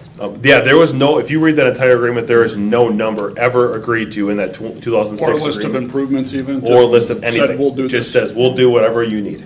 That's what it said in And we'll 2006. give you all. And our we'll give money. you all the fees that are collected from now until forever. Yeah. Until, like I said, Jason and I have worked hard to get a And no one number will of ever people. stop and look It to actually see. started before Zach worked here, I think, so that's how long we've been working on it. I mean, Took enough between push, emails and Yeah. meetings with them to get it even defined, what did you have to do to service us and how much did it cost? But we got there now, so We that's did, good. so now we have a number. We have some. So I have another question, just because I'm trying to like wrap my head around everything that you just said. So that roughly $600,000 like payments a year we've been making all came from new connection fees. Yes, that is correct. So in our scenarios that we're looking at, we don't really give a definite like timeline, right? It's just like the post 2036. So I guess like in my head I have to like go through all of the scenarios, and like the worst case scenario would be that we would be built out, but we would still owe them that money, right? Or we'd still be paying on a bond that we had. Yes. Then where does that money come from? Like how, if that happened, where would It would have to that- be user It fees would or have to levy. be direct transferred levy. over to user rates. So if and when that situation were ever to come up where we're fully built out and yet we still have a debt to pay off and/or we have an obligation to pay to Maple Grove or whoever. It would be, yeah. It would have to be switched over from a fee that we normally would have to, for new people on the system, which is a connection fee, referred to as WAC, a water access charge, or a trunk fee. It would have to be switched over to user rates, and user rates could go up significantly. It'd be very much like But a that's part of- built-out city, so, I mean, Yeah. for replacement. Yep. So, I mean, you don't have new people coming in, your city's built Built out out. and worn out for that matter, and you have to replace things. That all has to come from the user fees. So Well, it starts and if we are transitioning in. built out in that area, that would mean we banked a lot of those connection fees, right? Because those connection fees are based on number of houses, cost. That's correct. So. But that's why we charge a little bit extra to put that aside, correct, for these things? That's why, Yep. because we. Yeah. The $1.50 doesn't just go away, it just Yeah, stays it's in in the fund. this fund, and it doesn't go into the general city's budget, it's Does not. staying specifically for Water water fund, to that's pay for water things. Right, but when we had looked at the numbers before, you and I, Zach, we had, like, the anticipation is that that payment would be larger than Yeah, I what would. we're paying now. We would assume that it would Can you be go back a couple of larger than slides? the $600,000, right? Yeah, I think Even we- if we had a bond for it, it would be Go more back than one more that. slide, maybe? Maybe one more slide. To a scenario. Yeah, one more slide back. So the current, there we go. 50-50. So basically the 50-50, what we're planning on going down now is Yeah. we're planning on saying payments to Maple Grove is going to be about $1 million a year. That's where the $10 million comes pre. So just to note, that's the actually 571 probably. Yeah. I mean, Yes. that's what we're paying, that's kind of what this is based on. Yeah, Right so we now, have we're to- sending them fees, it's about 570 a year. We It's just, about 600. I mean, Yeah, it's we'd a have big to- round, but that So number could change. we'd have to figure out How we'll how come to up make with that that. difference, and Yep. that would come from An increase. an in the- increase to everyone's That's- water. Yes. That's correct. Yeah. When does Do you- that do you know? 2006 bond get paid off? We, it was not a bond, so it was just an agreement that said, hey, we'll pay you user connection fees until Kingdom Come. No, You're I mean on talking the about northeast. the big one. Oh, the big one? Yeah. So that's the one where the first 75 homes of Right. the stormwater, the water, and the sewer fees go towards. Yes. In lieu of taxes, so if the taxes were to be the case, it would be like a 1.4 to 1.5 million dollar hit on the tax I'm just levy. wondering where that obligation ends. It ends in compared 20 to where this one would pick So up. it's 28? 29, I believe, is the last year. I think 30 is technically the last. It was I can't remember if it's 29 is the last year, and then we're going to stop in 28. And I think I mentioned at the last council meeting been about the saving- quarterly yeah. report. We have one assessment that was paid on one property that we're utilizing to hold on for the last payment, so we don't have to do that the final year. Can't remember if that's 29 or 30 is the last year, but it's one of those 2 years. And And how we'll much stop. is that one? Right now, we're about 1.4-ish million So dollars a year. theoretically, if that were, well, no, because we're gonna have to build out more up there too, so. Yeah, I mean, that's the other part of the system that I talked about earlier, the north part of the system. Yep. But that obligation would sunset Yes. prior to some of the major pieces of this coming in. That is the objective, yes. Okay. So, Well, we would probably bank it, I'm guessing. I would assume so, yeah. I mean, I would assume. Towards we would water just- specifically. Towards water, yeah. I guess in my mind, and this is the half-baked thought, and I'm kind of just talking it out loud, but I'm just, more, I guess, concerned, or like my question is centered around us not all of a sudden having a huge spike in utility bills where it's like, oh, we've gotten away with, these new construction fees paying Maple Grove, and then all of a sudden it's like, okay, now everybody's bill is going to skyrocket, and if Maple Grove is increasing their rates, and everybody's They rates, are. we keep them the same, if we skyrocket. But we're not going to be built out to 2050. No, I know, I If. I understand that. I'm just like, I think I understand your concern is that you don't want to have a giant spike in user rates. Yeah, no one because we does. did all use option 4 and said we were going to do something X, Y, Z, and then all of a sudden change the item at the end. Is that kind of what you're? well, yeah, I presumptive guess is? I'm just making sure that the money that, essentially like, that we're paying them right now, Yep. the difference in what we will need to make a payment of, that's what I'm looking at. And who pays that? How is it spread across, and what does it do to the average user? That's what I'm Sure. thinking about. Because ultimately, like, that's what it all goes back to, right? Like, what is the average citizen going to pay, and what is that like, what does that increase look like? Because, like, ultimately, that's who's paying any plan we choose. That's who's paying for the plan. Yeah. Yeah, excluding It's us, and like If you look the at it, average I will do my user- best to make sure I So get it any could grants be- like I've done before, but I mean, yes, that's correct. No, I mean, it can be a combination. I mean, you look, the water fund handles all of this. Right. So the water fund, you have input and output. So you Yeah. have your expenditures, which are set costs essentially, and then you have your revenues. So user fees are one of those revenues. So that's a source. So you increase revenue fees to do that. Development fees, both area charges and connection fees are more to builders, but those are associated with development. You can bump those. Now, we've all heard how much criticism we get for how high those are, but that's the reason they're high, is because we need to build all of this stuff, and we don't want to put it on the backs of existing taxpayers. We want to put it on the backs of the developers that are putting the pressure on us that's requiring us to build this. So that's why the high fees, but that's really the revenue sources. So you could do a direct levy too. I don't think anybody wants to do that. Yeah, it's really difficult to get a direct levy. It just doesn't. Yeah, no, Prefer not to I do don't that. want to be at that meeting if you. Like, no. I guess I'm again. Let's speaking like, on behalf of all the people on Wells, Yes. Yeah, right? not my problem. And user fees are one thing, but when it comes to the general levy, then that's everybody, and a lot of people don't benefit from it at all. Yeah. Right, I don't get a right. single anything from this. No, I wasn't suggesting that was a good avenue. I'm just the potential. I think one of the things we looked at doing is on the next slide here that Jason Yeah, talked about is I'll how run- to address some of your comments Okay. or questions. Yeah. maybe So- I'm just ahead of it. I don't No, know. and this trying is, to, like- yeah, actually, the two things are right here, and there's a lot of numbers on this next slide, but I'll just kind of walk through it, so hopefully this makes sense.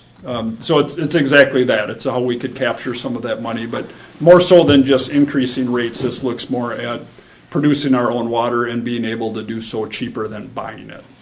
So right now, Dayton sells its water, as mentioned, for $4 per 1,000 gallons. We buy it from Maple Grove at about $2.50, so we make $1.50, if you will, to use towards our system, build out, maintenance, whatever is needed. So for an example, in this year, using estimated numbers for the remaining months, we're going to buy about 140 million gallons of water from Maple Grove.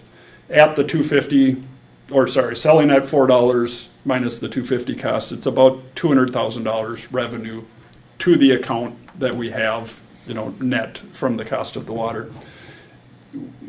Marty and I have gone through some costs, just electricity, chemicals.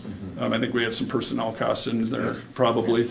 It's very realistic that we can produce water, at least with the setup we have now, which is different than a full plant, but $1.25 per 1,000. And that includes capital costs?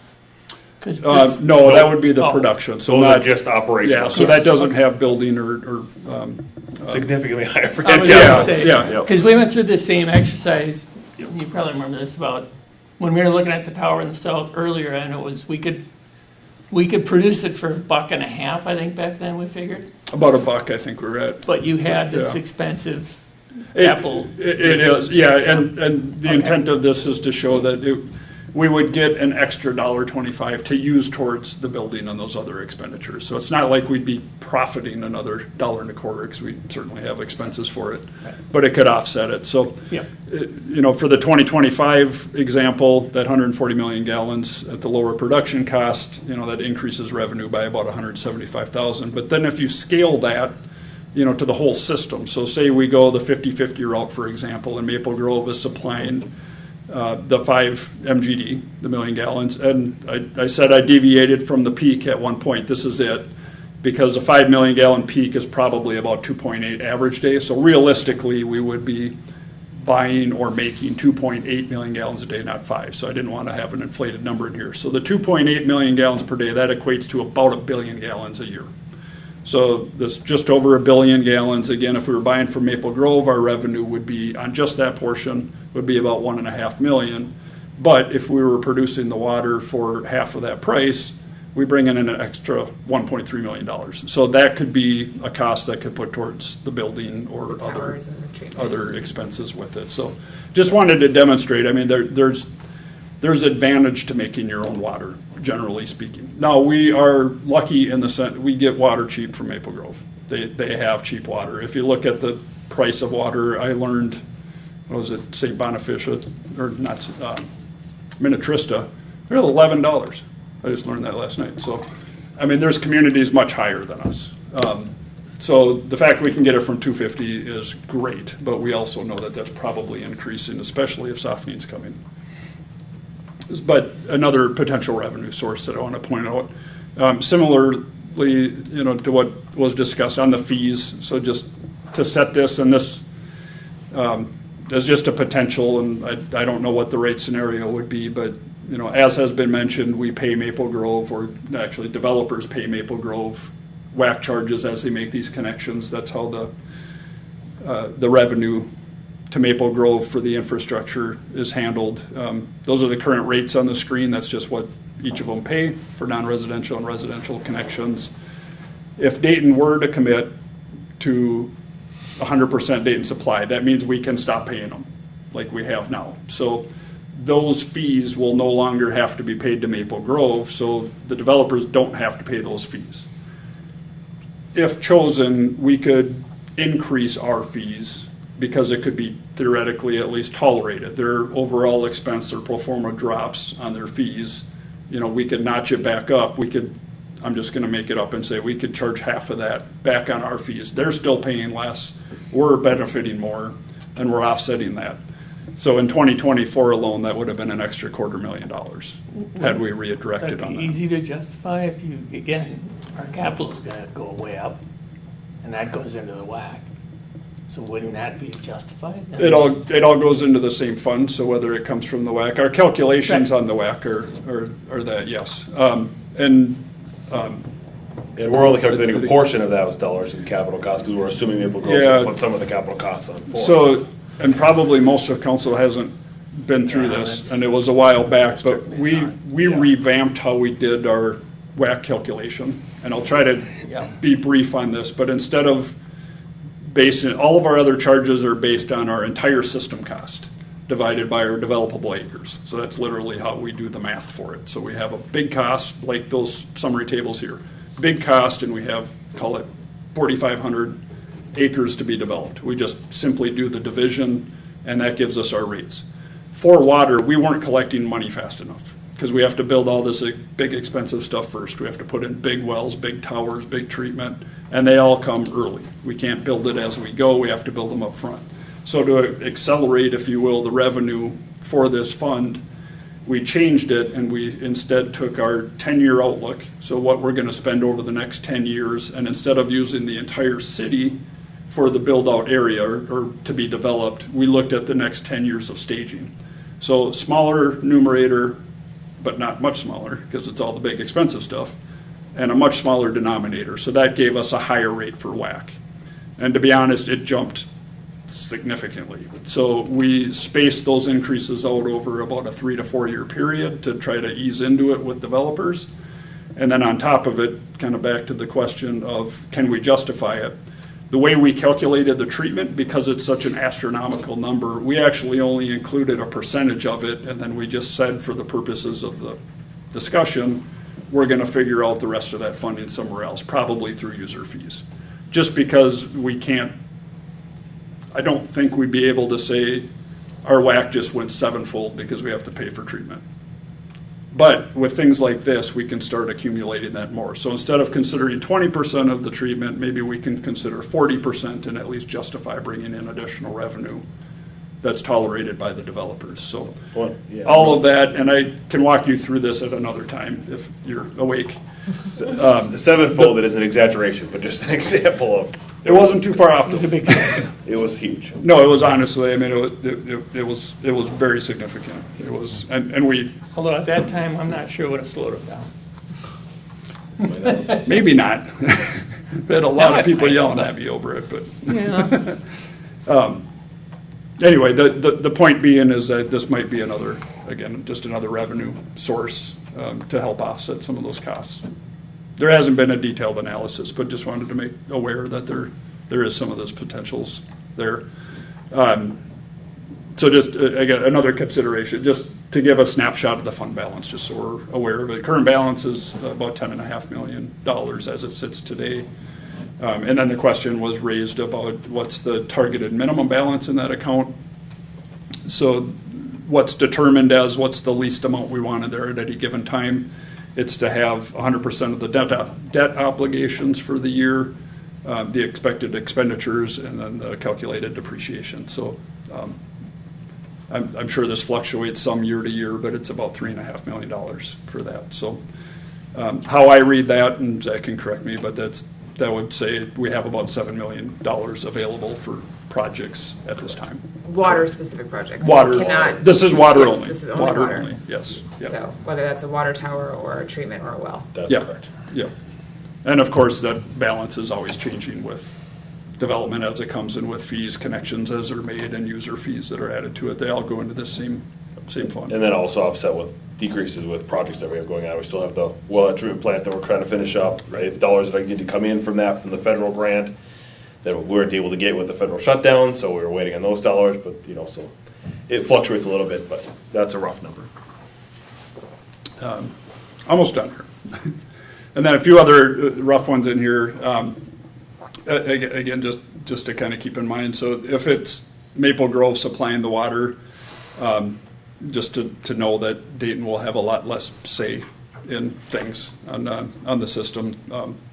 Likely will have limited, if any, control on rates. For example, if they're skyrocketing and we don't know why, we might not have a whole lot of say on controlling that. We can get explanation. So what happened, so Corcoran also had built into their contract a limit on the increases, and we didn't, right? We did not, no. So I would assume we would do something like that with. They had We certainly could. some sort of a Bring it forward. 5% limit. If we were to Okay. renegotiate the contract, I would want to make sure we have something in there that says that we would only have so much limit per year that we'd want to have. We do not have that current language in there now. Corcoran did. Yeah. We do not. I have another question. If Maple Grove increases their rates, let's just say like that 5%, right? Was that what it was? Yep. And I'm just gonna ask it and we'll sort it out. Those that are not on Maple Grove water would be paying substantially less. Does that mean We that charge we everyone equal the same. them, equal them out?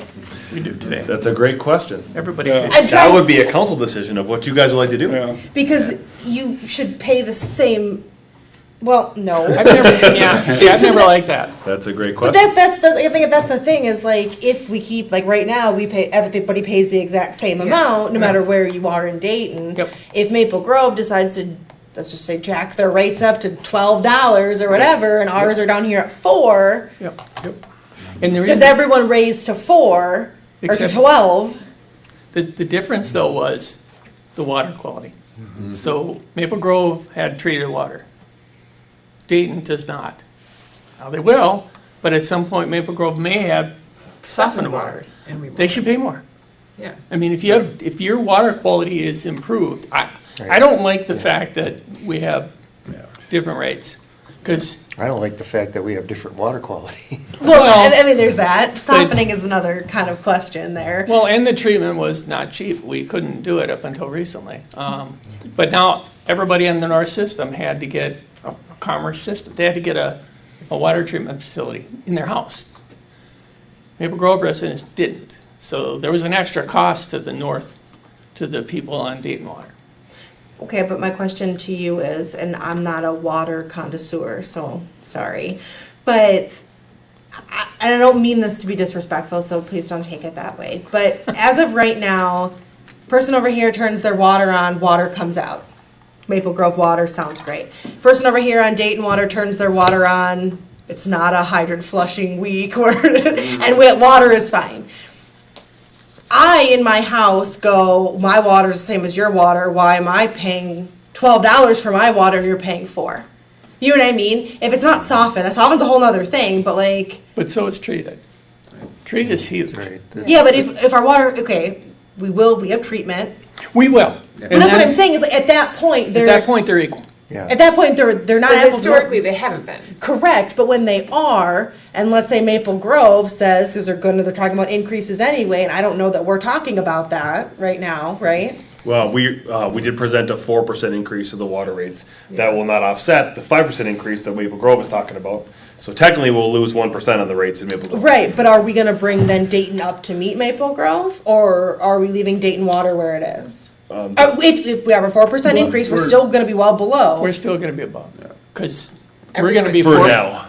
We're going to be 4% system-wide. Yep. This is 5% increase over here, this subset. That's correct.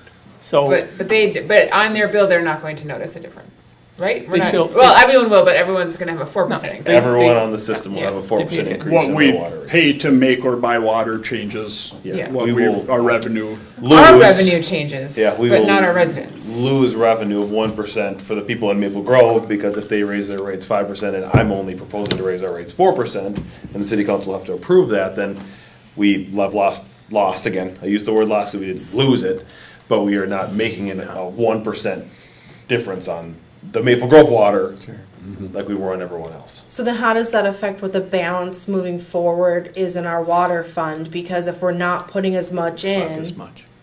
is that minimal? I don't know. I look We at the will still, numbers. so in our rates is the depreciation, which is a number that we don't ever give out as a check. That's just to Right. replace assets as they go along. That's water mains if they break, that's wells, that's whatever else. So our balance should still increase. It's just we won't, in quotes, bank as much money that we would normally on a Maple Grove water because the difference is slightly less. So we won't bank as much from Maple Grove users as we would this year. So we won't be making the 150 currently that we are We might making. It make make 140 or whatever. 140 or So 143 or something. Yeah. Yeah. You could approach it anyway. I mean, really, you have different margins depending on because we're selling for the same. So depending on buying or producing, we have different margins. We could look at it system-wide and just do a balanced margin that works, the weighted, and bring the revenue in, your net revenue. Or you could look at, which adds actually one of my bullets on here, not Separate impossible, but you could have different rates for different areas. And in my opinion, you could justify it based on the type of water they're getting. I could be wrong. I think Rogers might even have different rates just because they have different pressure zones, and I don't know that. Maybe it's just the developer fees. So I don't know. I know their developer fees vary, but I could be wrong on the rates. But I think it's pretty easy to justify multiple rates. It's just not always easy to convince that it's Implementation of that is difficult. So I think what your point is if they go to water softening, all of a sudden Maple Grove's charging $12 per 1,000 gallons. We're only still charging $4. Yeah. So how are we making up that money? Because you can't be making $4 and selling it for $12. That's a horrible business model. Yeah. So Either subsidize or we you either raise subsidize it, it from yeah. everybody. Everyone goes up. Let's just say 8. 8. So then everyone pays $8 per 1,000 gallons. So we're losing over here. We're gaining over here. But some we're people are getting zero. softened water, other people are not. But not Right, Really and I gets guess softened or maybe not. that's Yes. where my Or you charge different rates and say, okay, you're making now it's $12 per 1,000 I gallons. guess Maple I Grove. don't- Now we got to charge 14 over here, and It's you're only paying significantly 4 cheaper here. just to do our own water. Why aren't we just breaking up with Maple Grove and moving on from this? Because I don't think it's that simple. I don't Okay. believe that. It is a difficult conversation, which is why this I'm with you. I don't like the idea of putting my fate in anyone else's hands. Does that make sense? Like, But- and if you can change their Every- rates at any time. That's why you have these JPAs. That's why you have co-ops. If everybody goes on their own, everybody's going to sink money like crazy into Yeah, but these the things. co-op equally benefits and from this what they would too. equally put in. We're not equally benefiting from taking, 5% of their total amount and paying 50% of their upgrades? Like, that doesn't pencil for me. Oh. I'm sorry. Absolutely. So what I'm saying is, but I they just- can tell us you're paying for half of it because that's And- what it costs. and if you they don't are, have then a we're say. stuck. Well, that's what I'm saying Well, is then you we go away. then we go away. But Yeah. you don't have a. I feel like I'm yelling. I apologize. In my mind, I'm willing to bet next year that won't be at the same number. Oh, it'll definitely be higher. What? That stuff it's all increasing. No. I'm talking about that they Our want us to portion? kick in $100 million. Our I fair just- share. Oh, they've even said there's a ultra high level. They said it could come in at 40. So There you go. okay, so that would be a very different Well, but- conversation than what we're having right now. Yes, it would be. Because I mean, them it's still saying 50% more of that the way, cost to upgrade fall on us when Oh, we only have that small sliver that's actually us. That's, I think, where my issue comes in. There is, for your question, your comment, there's no way they're only gonna charge us 5% of an upgrade to 12 million gallons. Agreed. There's because, no way because they're they're gonna incremental increases. Correct, It's like, yeah, you might be this little sliver, but you may be But the even tipping if, they're, point. even if they're 20%, that's still a lot less than what I'm seeing. I guess And it's up to them. I have Possibly. two big things. And I don't know One, how we have to pay the afford smaller you. number. Like that's Oh, yeah. that's how it is. Two, Yep. regardless if it's smaller or not, co-op or not, I think part of the whole co-op thing is usually they work best when you have people of equal, like when everyone in the co-op is invested to the same amount, because then it's more Sure. fairly split. One of our difficulties is we are not anywhere close to Maple Grove. No matter what happens, they're here, we're here. Yep. We're like, if we co-opt with like Corcoran, we'd be more on the same page, right? Like that's the problem. So like, I'm all for co-ops and cooperating, but it only works well when you are of equal, when the people cooperating are on some level equal, and we're just not equal to Maple Grove, and we never will be. Or you have an equal say, Yeah, right? that's- like, that's it's what I'm different. saying. It's like they Or It's a a 50-50. proportional say. Yeah, correct. But to your sons. the bigger thing is we are never going to be able to do this like softened water. Like that's a non-starter for me if they go there and. Probably. You don't have a choice if you're on Maple Grove. Well, that's just it. And so that's why I'm like, if they're even having this conversation and we don't get to say yes or no, then the answer is no, and we have to move away. Like, so that's for me. It's cheaper. We don't get a proportionate say, and they're genuinely having this conversation about softened water. Well, then those are 3 checks. Like check. I'm out. Like 3 strikes and you're out for me. So that's where I'm at. If there was a partner more in, like, Osseo wants to partner with us, like someone who's more our size and like. Osseo is on Maple Grove. Okay, so They are, yeah, probably. To me. yeah, but like if someone our size wanted to cooperate, that would be a different story in my mind. And I don't think Osseo will ever get off Maple Grove because No. they're way too small and totally built out. Yeah. In fact, yeah. They're stuck. I think They're they're stuck. water charged for show, by the way. But, Literally it is. but I don't want to get in that boat where we're stuck, and then Oh. Maple Grove gets to say, "Hey, your water is Yeah, I increasing agree, to but $12." even the cheapest price, have you penciled it out and see what it's going to hit us? with? Well, yeah. How did you we're pencil screwed it? no We matter just saw what. these slides tonight. But you know about what it's going to be. Yeah. That's the Right, answer's but we're in shitload. trouble no matter what. But I guess my point is Some we're in trouble no monopoly. matter what option we go. with. Right, no matter what we do, we're in a pickle. Like, This is why we know it's going to take more than one meeting, so I was going to make sure it's not going to hammer out tonight. We know that. Also, we're happy, staff, myself, Jason, we're happy to get information for you guys, to provide, different scenarios.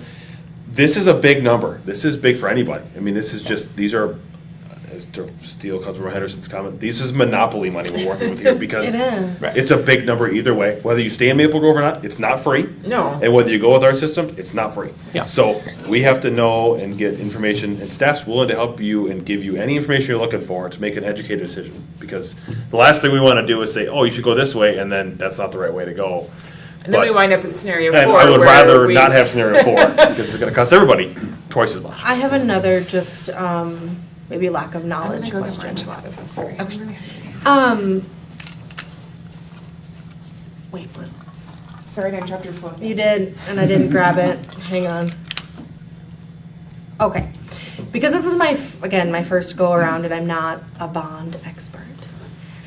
We would bond for like large chunks, right? Like it would be that before 2036 amount, like something we're in there where we would do a very, very large amount of money if you're going to bond for it, correct? Yeah, typically the breakdowns is 1, 5, 10, 25. That's where you get, I'm going to call it breaks in the interest rate. Was that So- year or? No, dollar That's amount. You got a dollar amount of $1 million, that's a break in the interest rate. If anything less than that, you get, I'm gonna call it the highest interest rate. You get a Okay. break at $1 million, you get a break at $5 million, you get a break at $10 million, and you get a break at $25 million. That's kind of Okay. and not saying those are the magic numbers, right? Like you could still go for 24 million if you needed to, but Right. 25 million is kind of the next, I'm gonna call it ballpark number. And sure, they might be a little bit varied, but you get a break at 25 million, or What is 10 a- million, or whatever. So I know that, again, this is like very general and we don't know what the interest rate and all of that, but what is a bond payment roughly? What would it, because I think we talked about this. Again, I'm trying to go back to what would a payment like that look like if we bonded for, let's say, I don't know, what do we need before 2036? It's showing at like 47, but probably, the bond might be more like a 25 would be my guess. So if we did that, what does the payment on a bond like that, it doesn't tell me tonight, look like? And then as far as like the fees, the charges, the things that, the revenue that we have coming in, could we make that payment or what's the difference in that? Because really, again, the difference in that is what we're going to be asking residents, right, to pay for. We're going to have to collect it somewhere. And so I guess I'm wondering, like, what is the gap there? I think I did a quick scenario for, I think, each of you, just to kind of run I think it was a very, very high level number of like, hey, this is what it costs, and this is the number, and I just ran a quick payment schedule. It's probably not even, again, Yeah. it's going to be fluctuated just like your mortgage is, so you pay more in one, not going to be Yeah. flat level, but. No, but I guess I'm let's just be wondering, close. like, are we even close? Like, is that gap huge or are we close? Yeah, that's what's missing for me is, I don't know those numbers. The bond number, just make one up, but lay it alongside, that payment alongside what our revenue sources are, what we Yeah. would no longer be paying Maple Grove, and so sort of captured money already. And, the other sources of revenue that we've got coming in, how do those line up? And then, for me, also the one that's dropping off in 29 or 30, Just so everybody knows, the one that was dropping off, I think we'd already figured out how to spend. You guys have spent every nickel we have. Well, it wasn't us. Well, I don't know. It was a combination of the fire station and new city hall and a couple other fiddly bits, and that was sure, about. we've got all that staring at us, but it's not Yep. gonna come out of the water fund. No, but it was going to be that payment. That's where the bulk of it was coming from. I don't necessarily know if it was coming from, but it could. That was just the expectation there's that it other, dropped off. Yeah. you can make the dollars work wherever, because if you It's don't want to all have a levy, fungible. if you don't want to have a levy for it, you can make those funds, Right. just like, Well- right now, currently, there's supposed to be a levy for that bond payment that we utilize, and right now, we use the first 75 homes, because we have development, to pay for it, instead of putting it on the backs of our taxpayers, we put it on the backs of our developers to pay for a bond that we did in 2006 and 7 that said that, we build it, they will come, and it never happened. So that's how we got here. And that was supposed to be in levy, which is like $1.4 million a year, and I don't think anybody in this city wants to see a $1.4 million increase in the levy for a bond payment that we've had for the last 17 years. But I had another Yeah, thought. so that's, Yep. I think, going forward, it'd be These are nice to 30-year see. bonds, right? see those I would say, I financial think most things. of them are 25-year bonds. Oh, okay. Typically, it's probably 10 years is most time the most common ones are 10s and 20s, although they've been more common to be 25s recently because of the amount of dollars that they've been for bonding, at least from what I've heard from Ellers, is that a lot of them, because the dollar amounts are getting so high that it's hard to even pencil out a 10 or a 20-year bond because it's such a So- giant number. But, 25 years is going to be roughly 1.2, 1.3 1.3-ish million a year. Yep. I have one more question. And I this don't is- know the interest rates right now. I do not know. This is just as a silly question. Yes, there are silly questions. It is possible by the end of our contract with Maple Grove that we could supply our own water. Like, Yeah. it is. It is, but that's a good point. Just to note, so the longest time frame on this is your treatment. Okay. So that's probably realistically, you want to allot at least 3 years to get that thing designed and built and online. 4 would be better. So if you want to, and say to be safe, we want it operational 2035. I mean, it's out gonna a get bit, close. but it's coming quick. So you Factor in probably another want year to. for the historical society or whoever that was to Yes. sit on it for no reason. Yep. Yeah, so I would project that we'd want to start this process around 2029, 2030. I know those years get passed around a lot, but if you guys are seriously looking towards this route, we'd probably look at those years as be the starting years, because guaranteed there'll be some sort of 6-month delay from somebody we didn't know about that needs to review something. And then now we're talking, and I'd rather have it up and running a year or two beforehand, because as you all know, that once you're on time, you're late, because then Yes. we're scrambling to get it done. Can you also maybe put together, while we're going down this whole financial kind of piece here, what we would, barring nothing, knock on some wood, crazy happens, what the balance in that water fund would be, because we're not paying Maple Grove, right? It's like what would be in 2029, or when we would go to do this? Because I would assume that if we had some money banked in there, because we've got 10 million right now. Right now we have 10.6 million. That we may use some of that, or Yeah. decide to use some of that to purchase some of these things. So to know what what we anticipate the balance in the fund being at that point. Maybe about 11 or 12, wouldn't it, based on? Depends on how much. mean, if you go yeah, from the south. It depends on what, okay, right now you have 10.6. What are you planning on doing between now and 2029 for projects? If I utilize the long-term plan for those projects, I'm gonna say those come out of that fund balance. Exactly. My goal again is to try to get as much grant money as I can. I mean, we've gotten almost $7 million for the grant money in the last 3 years. So I mean, our goal is to get as much grant money as possible. It's helped drastically because we have so many needs. But if I just said, okay, that minus this dollars, here's where the balance is at, just based on 200 homes a year, which is what we're utilizing as an estimate. This year we've seen less. We're about 122, I think, is the number for this year. Yeah, it's gonna hurt. This year's light for the 200, but we've had years that have been 511, Yeah. 510 or something like that. That was a few years ago. So again, I use the 200 average, and then I'm utilizing some rough estimates for increases in rates, trying to keep those at a realistic number, under 5% each year, just to keep pace with changes of, what does it cost for operations and electricity and, utility rates and whatever I may have you, trying to keep a general number. Now, we try to do I do my best, and I try to make sure the council understands that I try to limit the total increase for the user rates to 5% for both water and sewer. And so typically they switch between the two. So 1 year, I think sewer in the last couple of years did a 0% increase 1 year, and 5% went to water, because, again, trying to understand that if you increase both of them by 5%, now you've increased 10% for the users, and that it hurts on both ends of things. Right. And so being cognizant of our residents, being cognizant the user rates are there, trying to balance those out as best as possible. We've heavily focused on water only because we have the most need for that. But I'm happy to do some sort of balance analysis. We do that already in a backdoor sheet. I think I've sent it to the previous council before. And I'd say previous only because I think it was last year I sent it off. So I'm happy to send it off to you guys and you can play with it. It's a giant spreadsheet that I put together of projected revenues and projected expenditures based on current usages and how many more homes are going to be next year and what the rates increase are going to be and the development fees increases. And again, there are a lot of assumptions in that spreadsheet. Right. So start playing with one assumption, it could triple in one quick year. And that's where I get the percentage of the minimum balance that we have. Yeah, I think I was just more trying to capture what else do we anticipate being paid out of that fund? Yep. Just so we have a realistic idea of what the balance might be when we would go to Sure. start. And I do have that, like I said, we do a utility rate study kind of just internally every year to figure out what that is. And that's with myself and Dina, the accountant. And we just go through that and update based on usages and then how many new homes and what they're going to use. Now, it doesn't take into consideration anything to do with weather.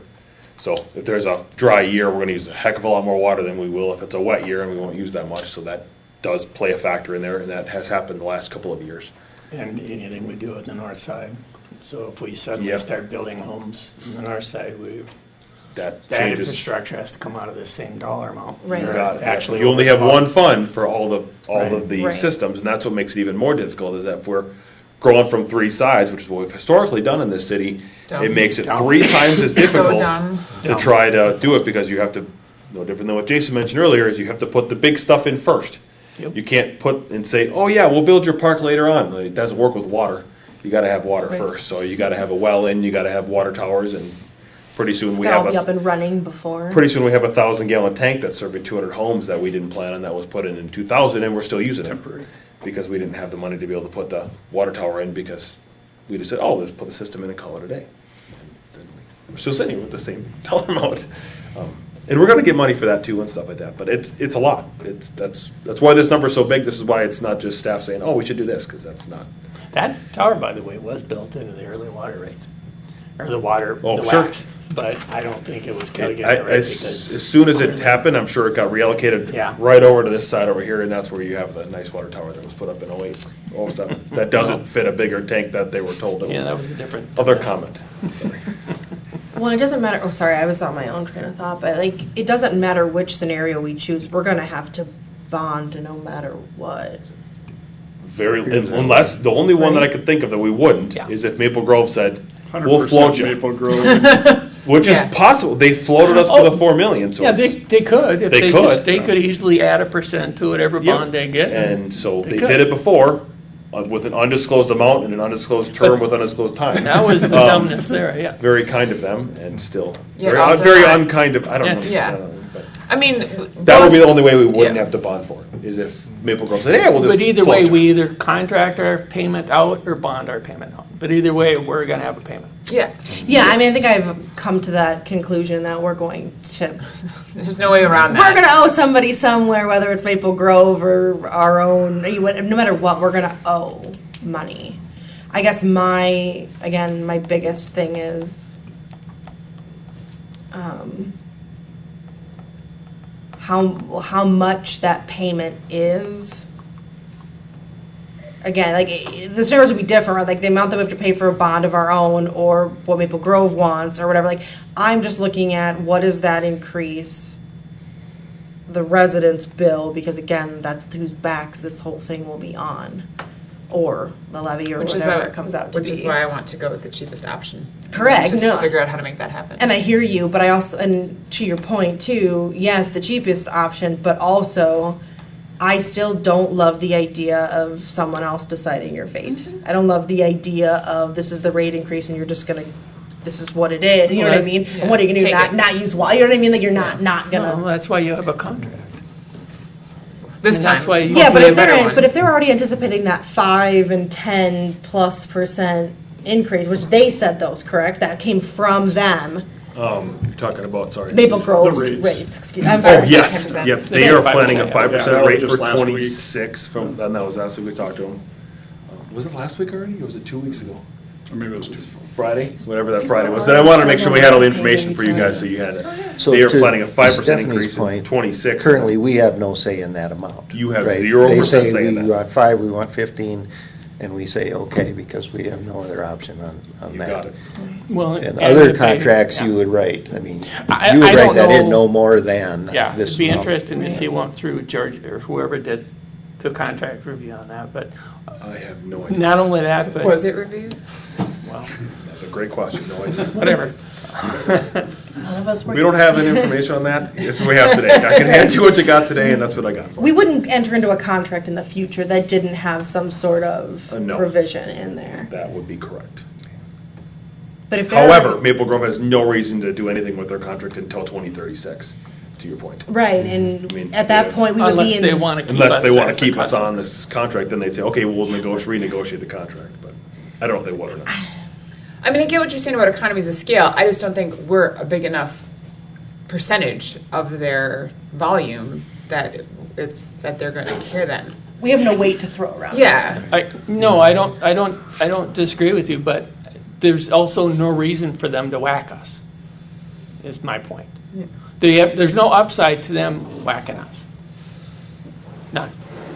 So I just have a hard time with that. What's the downside?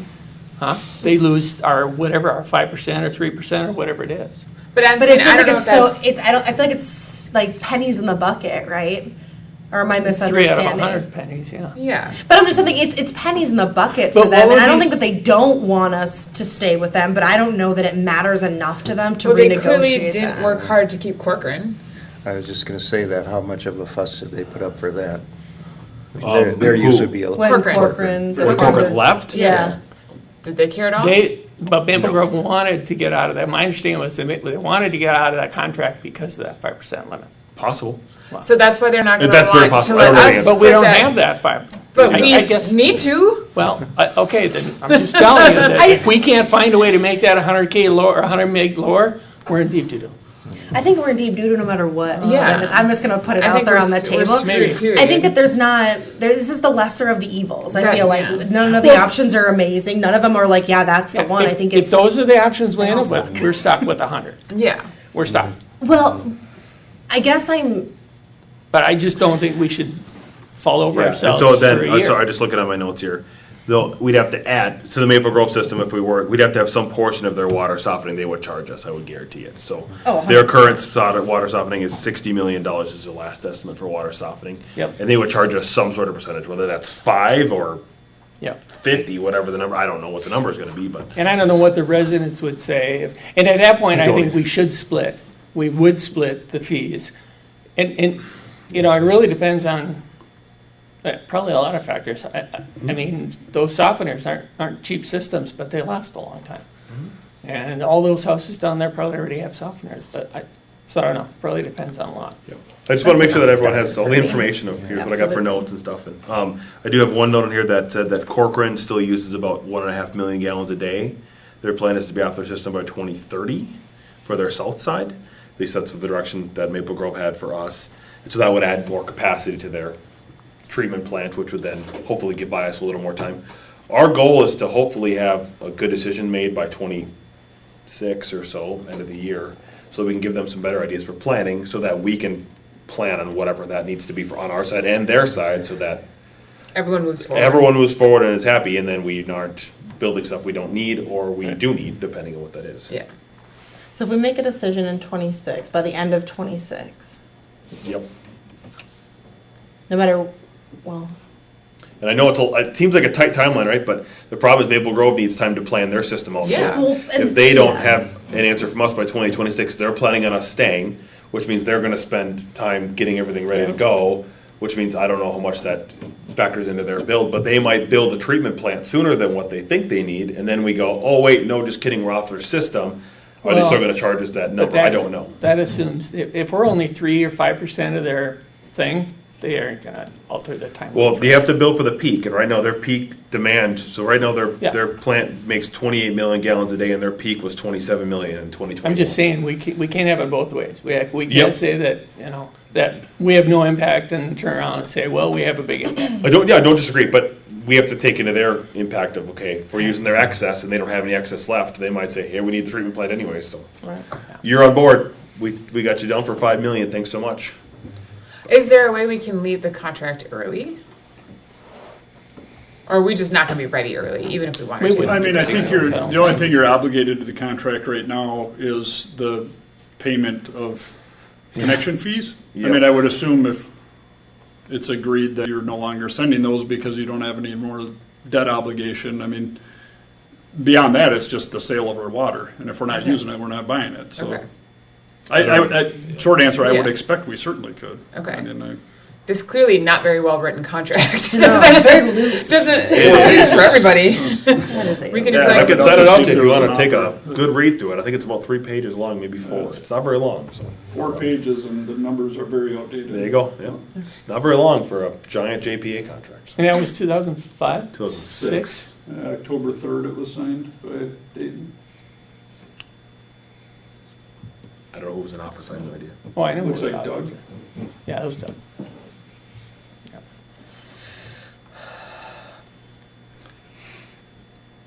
Do we have any more questions? I know no more decisions, that's okay. It's 7 o'clock and I figured about 7:30 is my assumption. which I Well, don't guess we is have good. still about 72 slides to go here? And I sure hope this is it. Don't tempt One more. Look at that, we're right at the end, you made it. So, those are rough numbers, again, that's high-level estimates. We could be off too, we're not saying the Yeah. numbers we gave you are perfect, because they're not. Yeah. We don't know, I told Maple Grove that 50% of their plant improvement is ridiculous, and they just, I don't even know if he laughed, I think he just kind of moved on, I don't Well, I know. think that's why he was Just quick to tell us that this is super high level, it Yeah. could be lower. Maybe. As much as 40. So, And they've been great to work with, so I want to make sure that's Yeah. clear. Yeah, no, and I Chris don't has mean been to rip on fantastic them. to work with and given us more information over the past Oh. year than we've gotten for. I was gonna say their previous guy was, yeah. oh, I mean, Tina and I went and met with them multiple times. We're like, we'll get right on it. And another 18 months of Yeah, and emails. Chris has been fantastic to work with. Maple Grove's been fantastic to work with. Yeah. And we appreciate them. It's Yeah. just we need to make decisions, and they're looking for us to make decisions for them to make decisions. So it's kind of a yin and yang thing here.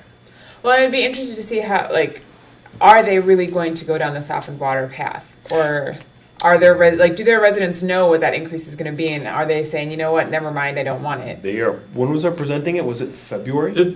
It's soon. Okay. Yeah. They were presenting that information in February of Okay. next year. Okay. And their goal is to have a decision by the end of the year. Okay. If they're going towards softening or not. And that's kind of why I'm trying to align our decision with their So, decision. because part of me goes that, because if they soften, then I think we don't have a choice, we're done, in my mind, if they go to the softened water, because the price, we would have two different, like, it just gets too complicated in my mind, and it's not worth it.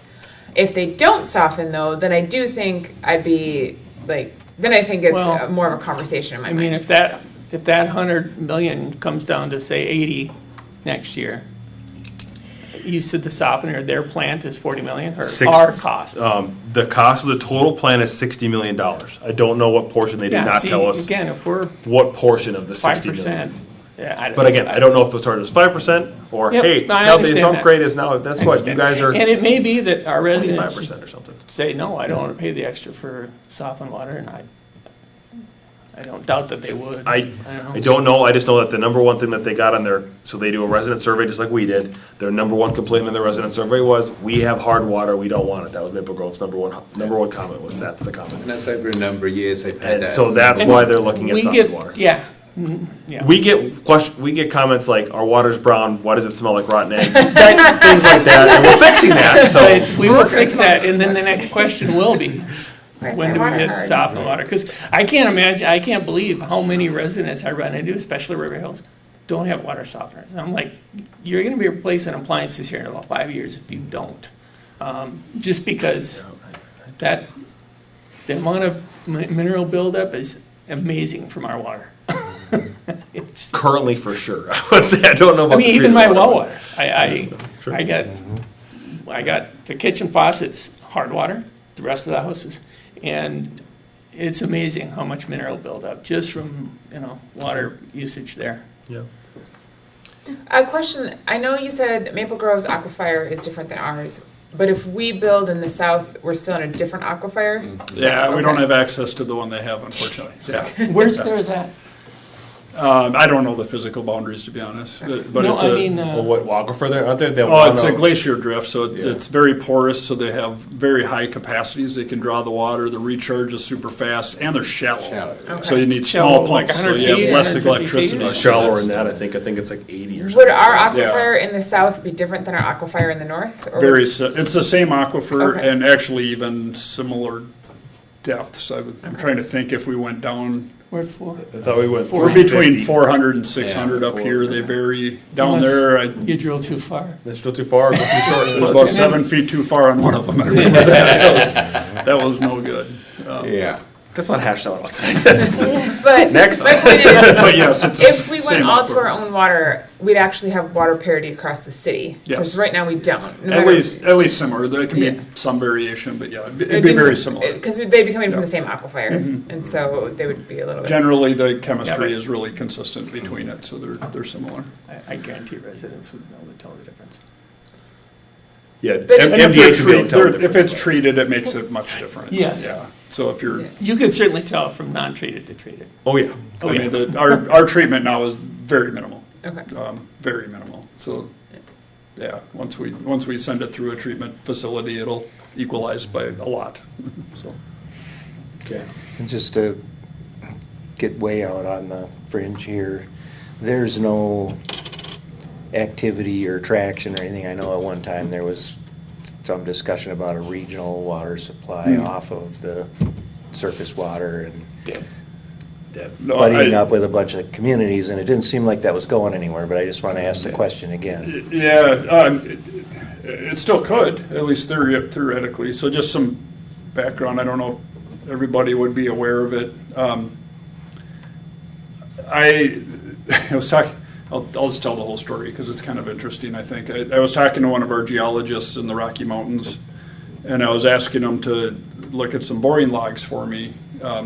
And he said, isn't that a river, looking at aerials? Isn't that a river right to the north? I said, yeah. And he said, why are you having me look at soil, at borings? He couldn't believe, because they have to drill like 8 miles deep to get water out there, and then they have to pipe it 30 miles to get it to a reservoir. So he's like, there's a river there. So basically, you're an idiot, is what he was saying. I'm like, yeah, I know it's a river. It's not that easy here, though. So anyway, that got me thinking. So I started investigating and found out that Ramsey had investigated drawing from the river, and they did a pilot project that was even funded through the Met Council. So I went and I talked to Bruce, their engineer, and we sat down, and he said, I would love to get this going, but Met Council isn't interested in spending a bunch of money if it's one community, but if you can get others involved and it's regional benefit, then they'll start sending money your way. So him and I met with Rogers, John Seifert at the time, to discuss, hey, can we get 3 communities in this at least? And we did, and the Met Council funded, I don't remember the dollar amount, it's like $50,000 or $55,000 to do a study and did a high-level feasibility about the 3 communities, and then even included an option to reach all the way down to Corcoran. So the report was completed, presented. We brought the Department of Health in, and all the engineering geeks sat around and discussed it and said, this is a great project. Now we need a cheerleader, somebody that can talk to the public to go take this somewhere so we can get money for it. We couldn't find anybody to step up. We looked. John was the only one that had interest, and that was about the time he retired. So we really needed like administration and elected officials to just to jump all in and start a committee and with the rah-rah for the funding, and nobody wanted to do it for many of the communities. So it just sat and died. Now we just have the report. It was a monster project though. You think these numbers are big. I think the phase 1 was, I don't even remember, and this is now what, 6 years It's old? something like 125. It was like $150 million or something to get kind of the minimum done with the river crossings and you have to do the once softening. it was split up amongst the communities, it wasn't any cheaper than. It ended up being a lot more comparable. It was just that huge upfront cost, Yeah. and then getting the communities to agree on it too. So it came with challenges, but I still think it would be a great solution. I mean, at this point now we've started developing. I mean, at that time we had like 1 or 2 wells, which you would want at least a few backup wells. So it would have been no lost money had we implemented the system. But now we have 5 wells, and We're too far down our own path. well, it might be that 5 wells is still appropriate, but we're getting there. And then, I mean, Rogers and Ramsey's actually doing their own treatment now because of the manganese levels, so they're probably not as excited about it too. So that was part of their reason for dropping the pom-poms early, if you will, is because they were kind of forced into going that route anyway. So. Well, and to your earlier comment that maybe you have to soften water if you're using river water. You do, and that's part of why the cost was so high. So that gets us back to the we're out part of it anyway, I think. I mean, unless somebody really makes a case for, why the grass is growing better with softened water than Bit of lime. or hard water, That's make your grass grow really good. right? Well, yeah, we're putting all those good minerals down on there now, so. Yep. I will say, as someone who's in Golden Valley drinking river water, there were times it was incredibly fishy and it was disgusting. So, Really? yeah. I drank the same water growing up. I loved it. There were new- days it was acquired you turned taste, the tap gotta be. on and it was like, why does my house Like smell well like water. fish? Like, this is not. Well, so then you could speak to it. You had the water. I wasn't Okay, impressed. well, I only brought it up because I didn't think it had any traction and something like this. Yeah, it's very idle. I haven't heard anything from neighboring communities, so it probably could be revitalized, but it'd be a lot of effort. It would have had a better chance before communities did all this. I other- think so. I don't know how the system has changed in Rogers, but I know, and I shouldn't say I know, but I suspect that Ramsey is. I thought Ramsey was also kind of in mid. Don't they have 5 facilities now? Treatment facilities? Yeah, they just put up a giant water treatment They plant. did the big, yeah. Because they were in mid, I think they were down that road. But Yeah, ironically, the land they're building their facility on, that's what was preserved for the treatment for the river. Yeah. They had preserved I want to say it was like 8 acres or something, I don't remember. But yeah, they were going in that direction, they just couldn't afford it. We got a few things to follow up on. I got a couple things to follow up on that I'm aware of. Any final questions from the council? Make sure we're addressing everything. And then I don't know if I'd like to maybe schedule a meeting that you guys want to follow this up on. I mean, I don't know when that is. No, Thoughts we're are? gonna- I mean, I kind of want to wait. If Maple Grove is going to make their decision about, or whatever, about the softened water in February, it seems like let's let them make that Yeah, I don't know if they'll make the decision. They might get Yeah, the information in February. Yeah, I don't and know. I don't know if I heard directly, but my guess is their decision would be to explore it. Because I'm expecting And the that may- study. I don't know if that's accurate or not, I'm just kind of guessing. I think But it's they're probably just- the decision, do we want to invest money in investigating Yeah. the I potential think it's for just it? a study at this point that they did to I even would see if guess. it's even feasible and what that looks like, so. Okay. But I mean, that- if the think city it's comes planned for back February. and says it's not feasible, period, is that, do we if that's what, well, I guess my point is, let's see what happens in that meeting in February for them, and that would probably give us some information. I don't see why we would necessarily It talk could- before then. Well, all it's gonna do is say, go ahead with the study. Okay. But what I'm hearing is that there's not a lot of, I got the impression this might even be a staff-driven thing. And the council's, I don't know, we'll see. Sure. That's what I'm saying, like, if the council gets up there and they're like, no, we're not doing this, stop. Well, then- even with the rest of their infrastructure, whatever else they're gonna build out, I mean, we won't know that either till they figure that out towards the end of '26, I think. That's, But would it help them if we are like, look, if you're going softened, we're out, period? Well, either way, Yeah. even if they're not going soft, We might be out. if we say, if you're gonna hit us with $100,000 or $100 million Yeah. fee, we're Yeah. out. I Then mean, we're out. clearly we're out. Yeah. Right, But- I think it's, if they're softening, it seems like we are mostly together on, we don't like that idea, and so then we've got a couple of these options left. If they're not softening, then it's still these same 4 options, Yeah. or some Yeah. version of them. Submersion, Yeah. Then we're out. But if we can say, look, can we talk more about this 50-50 split on your expansion? so I'm or- thinking like sometime maybe in April. That seem like a good time to come back and have an update discussion. If we have one, if we have any information, does that seem like a reasonable time frame? If we have more information, Yeah. I would say just if we get, If we get more information More from maybe information, Maple whenever. Grove. Yeah, if you get more because information, then no matter we what, I steer. mean, even if today, if we said it's number 1, we still aren't doing anything for a couple years, right?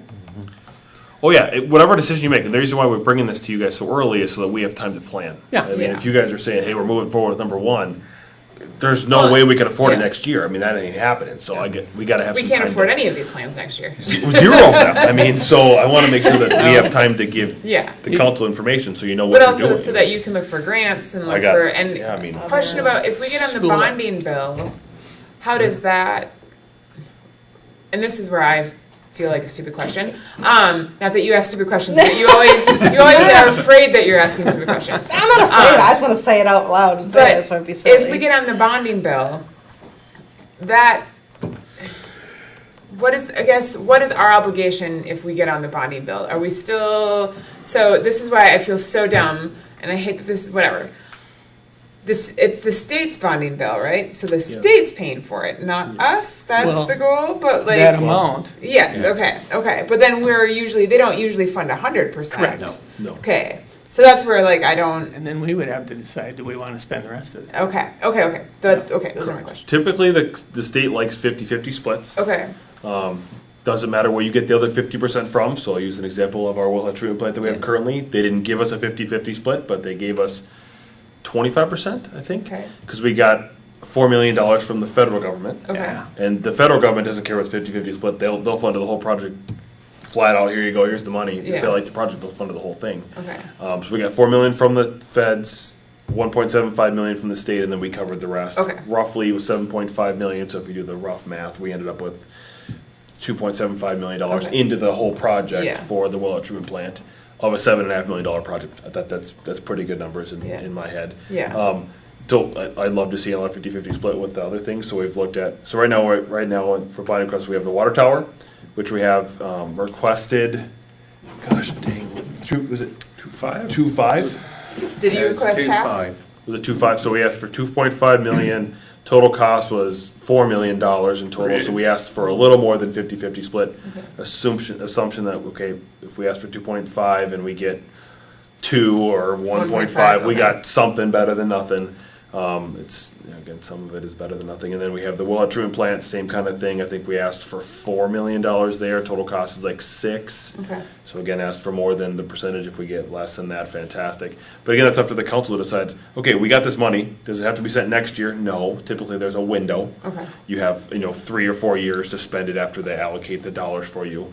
If they don't allocate, if you don't take the money, then they just put it back into their pot and Okay. either pay back the bond that they do. I don't know how the state works. Okay. Or they reallocate the money. I'm not sure, but Now, when you talk about grants versus, is that your money from the feds, or is that are those separate things? Grants and federal funding are federal funding and grants are two different things. Okay. When I say grants, it means total. It could be federal funding or state funding. Oh, okay, that's what you mean by grants. Or anyone else. We've talked, Okay. National Park Service has done Okay. some money. We could look at. I know that sometimes there's other dollars related to PFA and D does some PFA and stuff, but D, they're which pretty we limited won't for. qualify for either one of those Okay. because our income's too high in this community. Okay. So but when you're talking grants, you're talking about state State and federal. That's typically the two that we Okay, go after okay. that are most often and we've been awarded the most and had the most success with. Okay, okay. And those are just because and then we asked for roadways and too, Yeah. because those are, So- we asked for bipartisan issues so that Yes. we were able to go across both lines, like Yes. water and roadways. Who doesn't like both of those? Exactly. Yeah. So like that $103 million. Yes. There's a chance we could get historically, like it's possible we could get half of that funded, or is that? I don't not- think it would, I don't Okay. think we'd get half of it funded, but Okay. if you could say we get a quarter of it funded, I think Okay. that's a reasonable number. Again, it's a So lot of work on we're staff only on the side. hook on 75 million. But again, that's over next however many years. After 2036, who knows? I That's mean, true. That's true. It's not. And- This is not in the next 5 years. This is not in the next 5 years. This is totally it says by 2036. That means that we're on our own system by 2036. Yeah, Does we're not mean ready we're to build it by spending then. Yeah. $103.5 million by So 2036. maybe it's like 20 or 30 years. What to- was it? Can you go back to yeah. that? It's 49 and a half. And as we build out the system, we can get more funding as we do the different phases. Yeah. So 49 and a half was the first, and that only reason is because it's up front. We have to put more dollars up front, and then longer term is where it doesn't cost us as much compared to the other systems. At least from what we see now. That doesn't mean that Maple Grove doesn't say, "Hey, we want all their money up front," and that would put everything pre-2036, and that makes it look. Yeah, and the other, it might be 3 wells, not 4. It might be 1 or none from Maple Grove. Yep. We could look at treatment doing 3 MGDs at initial build and shave costs. Yeah.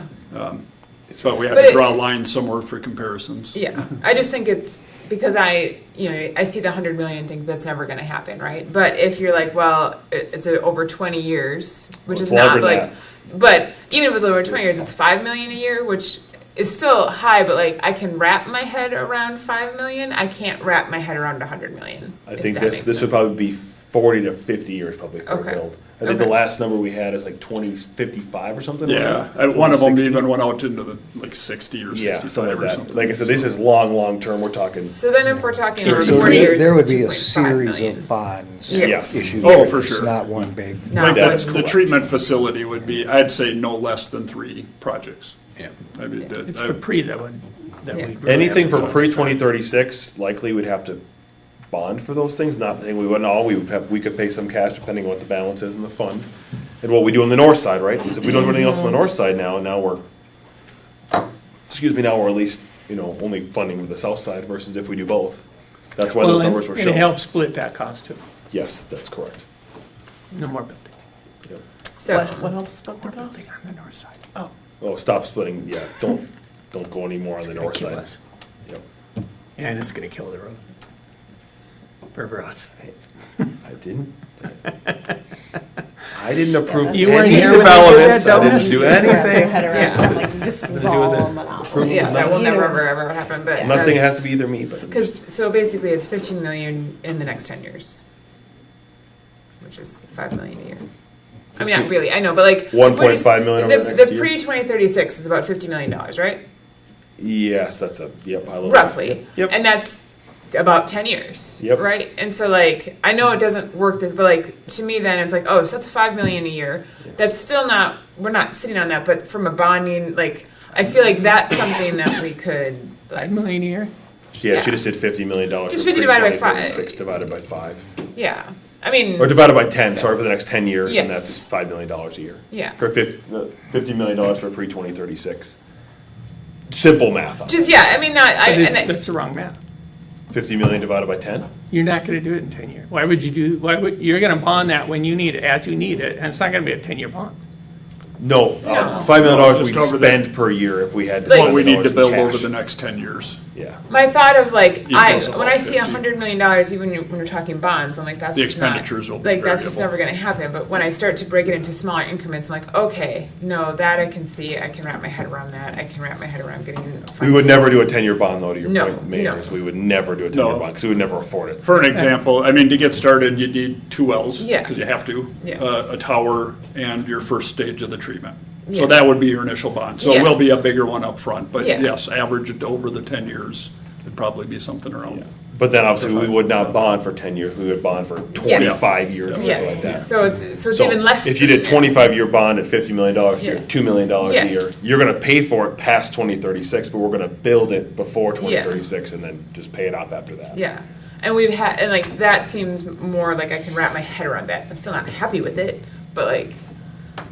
Well, I don't think that helped me. anybody's excited. I No. don't think anybody's jumping up and down to spend this amount of money. No. I mean, And again, this is, there's other expenditures in the 2030 timeframe. So- Yeah, oh, Yeah, yes. I mean, we still have the north, which is not nothing. Right. So, yeah, there's other big numbers for sure. Yeah, I mean, even, oops. North needs to Yeah, so it's another 28 right there, so it's, yeah, it is a lot. And there's other projects in the CIP. This is just supply, storage, treatment. That's not me. I'm bringing it Paint such a down. rosy picture there, Jason. So if we've Trying to end on a low officially note, is had that what I'm everyone's doing? comments I don't know. tonight, Yeah. that's great. It's really helped everyone's cheer up tonight. That's Yay. fantastic. What do we think our chances are on the bonding bill?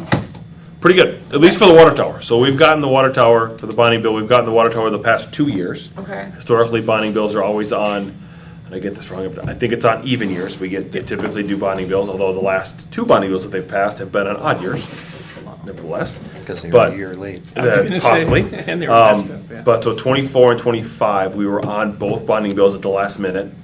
Both bills never passed. Okay. We had $1 million the first year, and we had 1.2 and some change in last year's bill.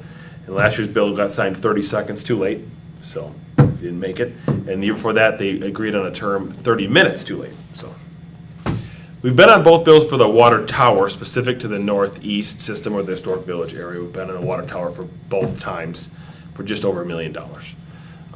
And so our hope is that we're at least on there for a water tower, because that helps significantly with that cost, so. Maple at least one or more of Maple Grove's storage is underground.